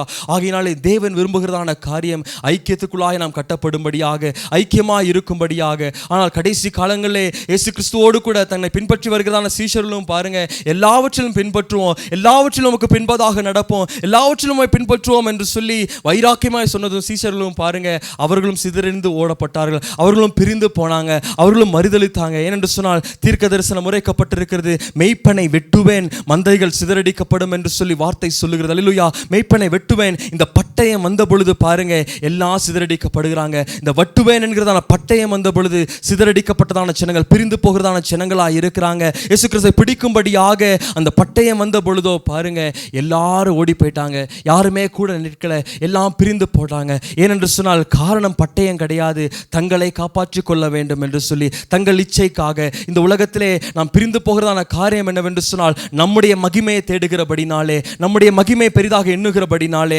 மற்றவர்களை காட்டிலும் நான் பெரிதான பெரியவனாக இருக்க வேண்டும் என்று சொல்லி நாம் விரும்புகிறபடினாலே, அதற்கான ஸ்தானம் தேவனால் உண்டாக்கப்படும், அதற்கான ஸ்தானம் தேவனால் ஏற்படுத்தப்படும். ஆனால் இதை அறியாமல் அநேக நேரங்களிலே மாம்சத்தின் பிரகாரமாக சிந்தித்து நாம் ஐக்கியத்தில் இழந்து போகிறோம். ஒரே சரீரமாக இணைத்து இருக்கிறார், ஆனால் மாம்சத்தின் பிரகாரமாக சிந்தித்து நாம் பிரிந்து போகிறவர்களாய் காணப்படுகிறோம். ரூபனை போல, காத்தை போல சின்ன சின்ன காரியங்களுக்காக, ஆடு மாடுகளுக்காக, அற்பமான காரியங்களுக்காக இந்த தேசம் எங்களுக்கு போதும் என்று சொல்லி பிரிந்து போகிறபடினாலே பாருங்க அசீரியருடைய கைகளுக்கு ஒப்பு கொடுக்கப்பட்டாங்க. இவர்கள் எகிப்துக்கு திரும்பி போகல, அசீரியர்கள் கைகளுக்கு ஒப்பு கொடுக்கப்பட்டார்கள் என்று சொல்லி பின்னாட்களிலே இவர்களை குறித்து நம்மால் வாசிக்க முடியும். அல்லேலூயா.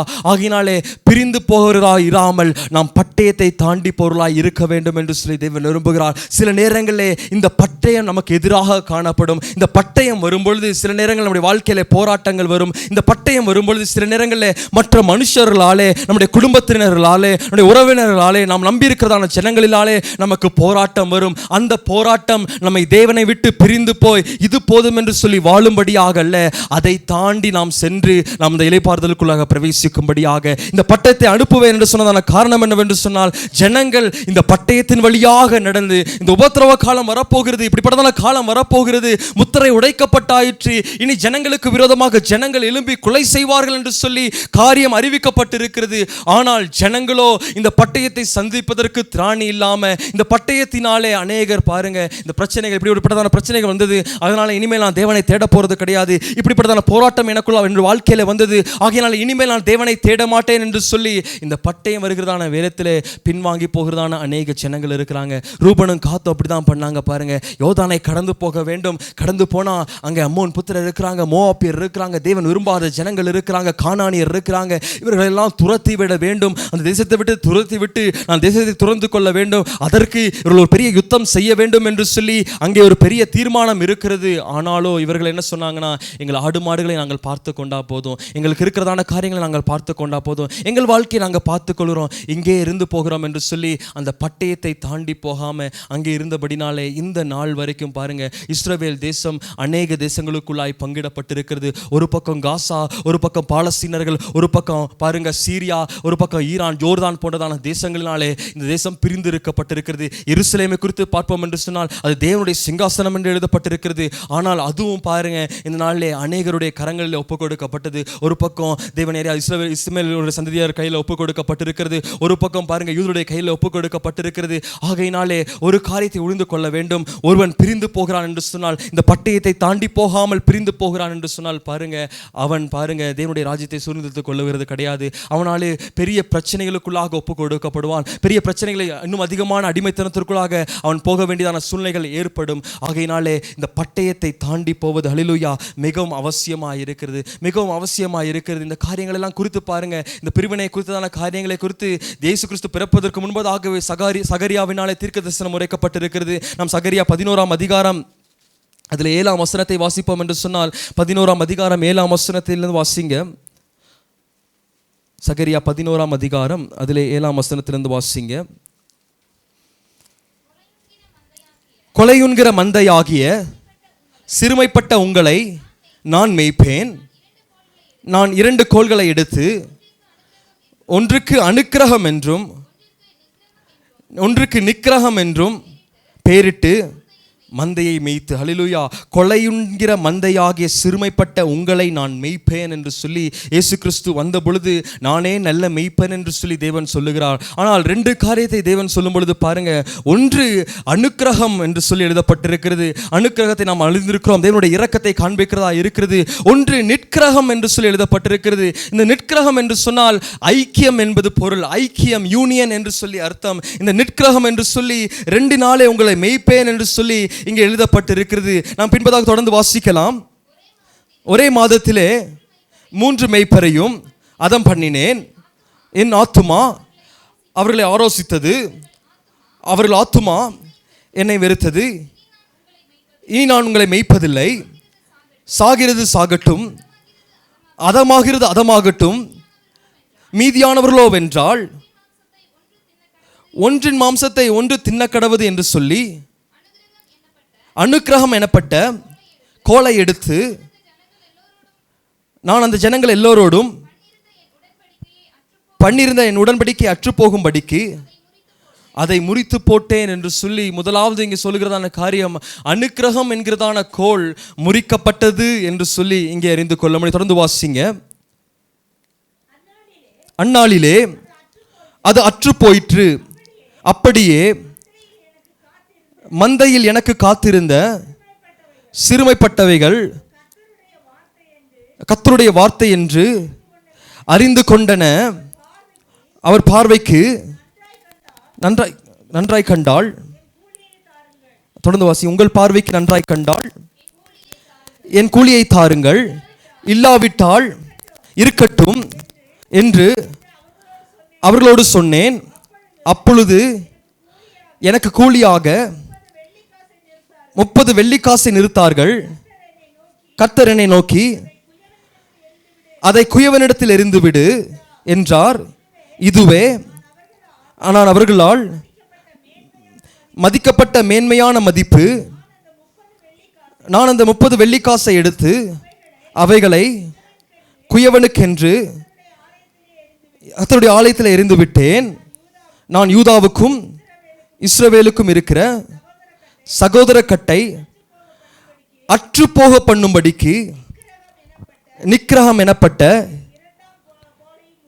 என் இரண்டாம் கோலையும் முறித்தேன் என்று சொல்லி, நிக்கிரகம் எனப்பட்ட இரண்டாம் கோலும் முறிக்கப்பட்டது என்று சொல்லி இங்கே சொல்லுகிறதான காரியத்தை வாசிக்க முடியும். இது இயேசு கிறிஸ்துவுடைய வருகை, இயேசு கிறிஸ்துவுடைய நாளிலே, இயேசு கிறிஸ்து பிறப்பதற்கு முன்பதாக, அவர் பிறந்த பொழுது அதற்கு பின்பதாக நடக்கிறதான காரியங்களை இது வெளிப்படுத்துகிறதான காரியமாக இருக்கிறது. அதற்கு உதாரணமாகத்தான் அந்த 30 வெள்ளிக்காசை குயவனுடைய நிலத்திலே எரிந்து போட்டேன் என்று சொல்லி இங்கே எழுதப்பட்டிருக்கிறது. அவர் 30 வெள்ளிக்காசுக்காய் காட்டி கொடுக்கப்பட்டார். இந்த யூதாசோ இருதயத்தில் குத்தப்பட்ட பொழுது அதை கொண்டு போய் ஆலயத்தில் எரிந்து விட்டான். ஆனால் பாருங்க, அந்த 30 வெள்ளிக்காசுகளை கொண்டு அவர்கள் குயவனுடைய நிலத்தை அவரை அடக்கம் பண்ணும்படியாக வாங்கினார்கள் என்று சொல்லி வரலாற்றில் அறிந்து கொள்ள முடியும். இது இயேசு கிறிஸ்துடைய பிறப்பும் அவர் காட்டி கொடுப்பதும் அவருடைய மரணத்தை குறிக்கிறதா இருக்கிறது.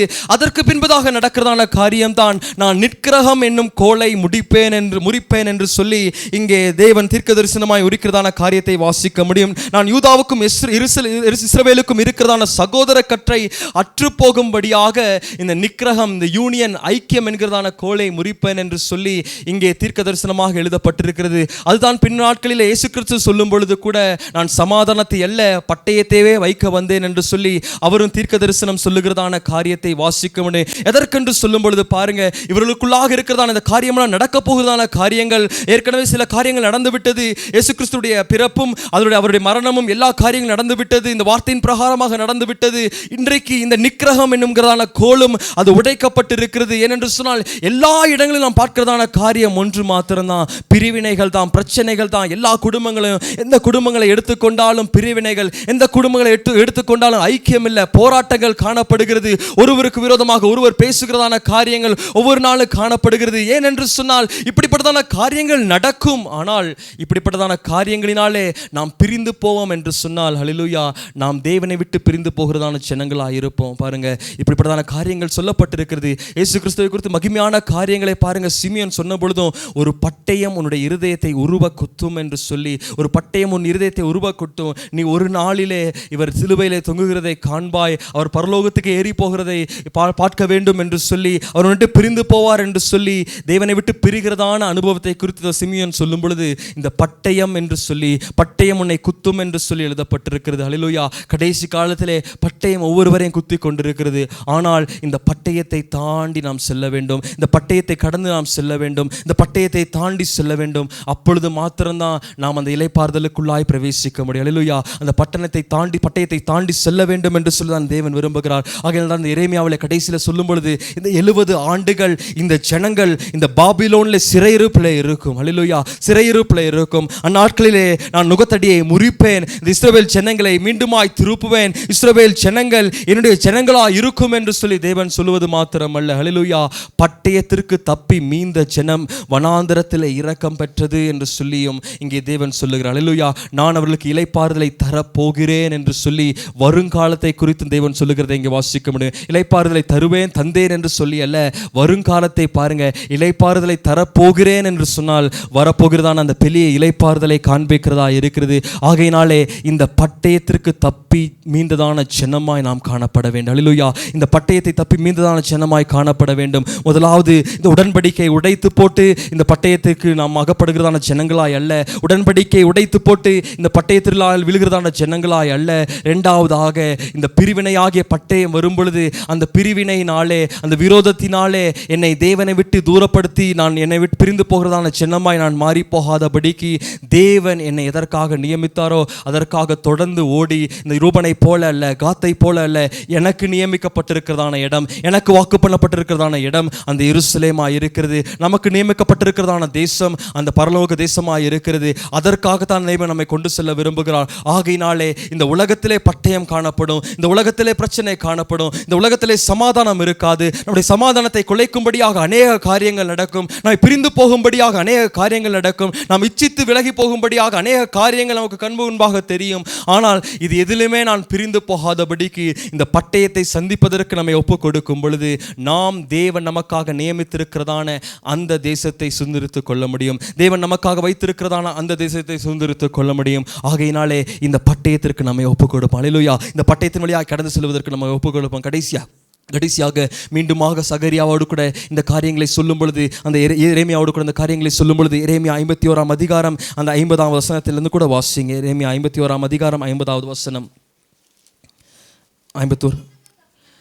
பட்டயத்துக்கு தப்பினவர்களே, தங்கி திரியாமல் நடந்து வாருங்கள், தூரத்திலே கர்த்தரை நினையுங்கள், எருசலேம் உங்கள் ஞாபகத்தில் வர கடவுது. அல்லேலூயா.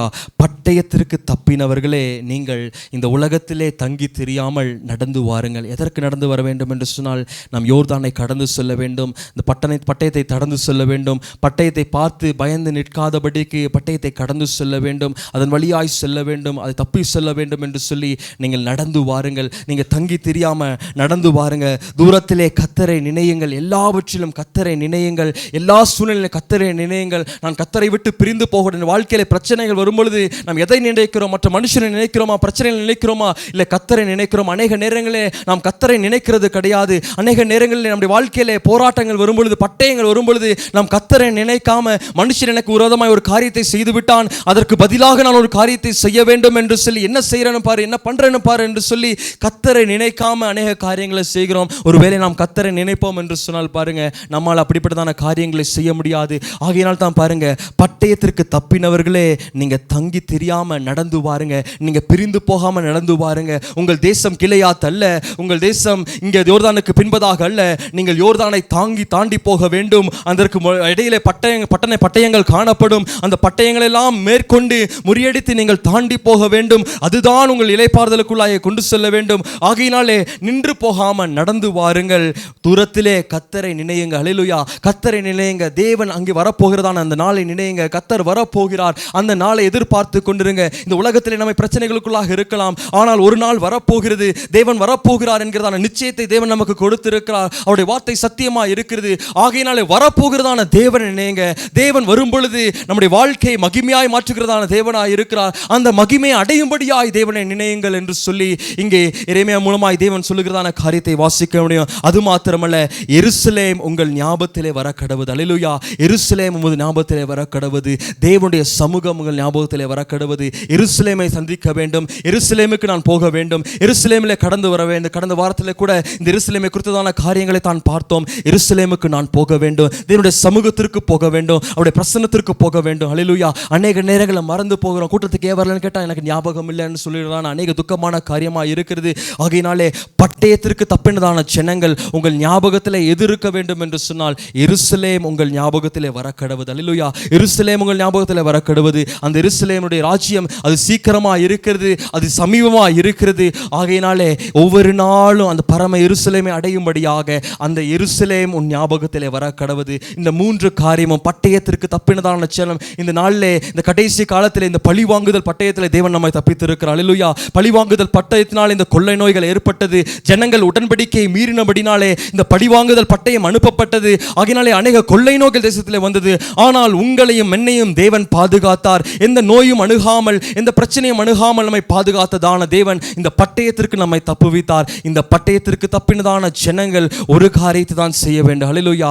எல்லாவற்றிலும் நின்று போகாம, தங்கி இருக்காம, தாமதியாம நாம் நடந்து சென்று நாம் சுதந்திரிக்க வேண்டியதான அந்த தேசத்தை சுதந்திரித்துக் கொள்ளும்படியாக, எல்லாவற்றிலும் தேவனை சிந்திக்கும்படியாக, எருசலேமை நினைவு கூறும்படியாக, ஒவ்வொரு நாளும் நடக்கும்படியாக தேவன் விரும்புகிறார். அல்லேலூயா. ஒவ்வொரு நாளும் நடக்கும்படியாக தேவன் விரும்புகிறார். இந்த அனுபவத்தை தான் தேவன் எதிர்பார்க்கிறார் நம்முடைய வாழ்க்கையில. இந்த அனுபவம் ஒரு மனுஷனுடைய வாழ்க்கையில தேவை. இந்த பட்டயத்திற்கு தப்பி மீன்கிறதான ஜனம் எப்படி மீளும் என்று சொன்னால் பாருங்க, நம்முடைய பலத்தினால் அல்ல, நம்முடைய பராக்கிரமத்தினாலும் அல்ல. அல்லேலூயா. தேவனுடைய கிருபையினாலே, அவருடைய கிருபையினாலே, அவருடைய ஆவியினாலே. ஆகினாலே ஒவ்வொரு நாளும் ஆவிக்குரியவளாய் நடந்து பாருங்க, ஆவிக்குரியவளாய் தேவனை சிந்தித்து, ஆவிக்குரியவளாய் தேவனுடைய சமூகத்திலே தங்கியிருந்து அவரிடத்திலே நாம் வேண்டிக் கொள்ளும் பொழுது நிச்சயமாக தேவன் இந்த பட்டயத்திற்கு நம்மை தப்பி அந்த இளைப்பாறுதலுக்குள்ளாய் நம்மை கொண்டு செல்கிறதான தேவனாய் இருக்கிறார். அல்லேலூயா. தேவன் அந்த பட்டயத்திற்குள்ளாய் பட்டயத்துக்கு நம்மை தப்ப நம்மை ஒப்புக் கொடுப்போம். ஒவ்வொரு நாளும் தொடர்ந்து ஓட நம்மை ஒப்புக் கொடுப்போம், தொடர்ந்து நம்மை நடக்க ஒப்புக் கொடுப்போம். இந்த பட்டயத்திற்கு தப்பி அந்த இரக்கத்தை நாம் பெற்றுக்கொண்டு நடப்போம். தேவன் பெரிய காரியங்களை செய்வார். எல்லா கண்களை மூடி ஜெபம் பண்ணலாம்.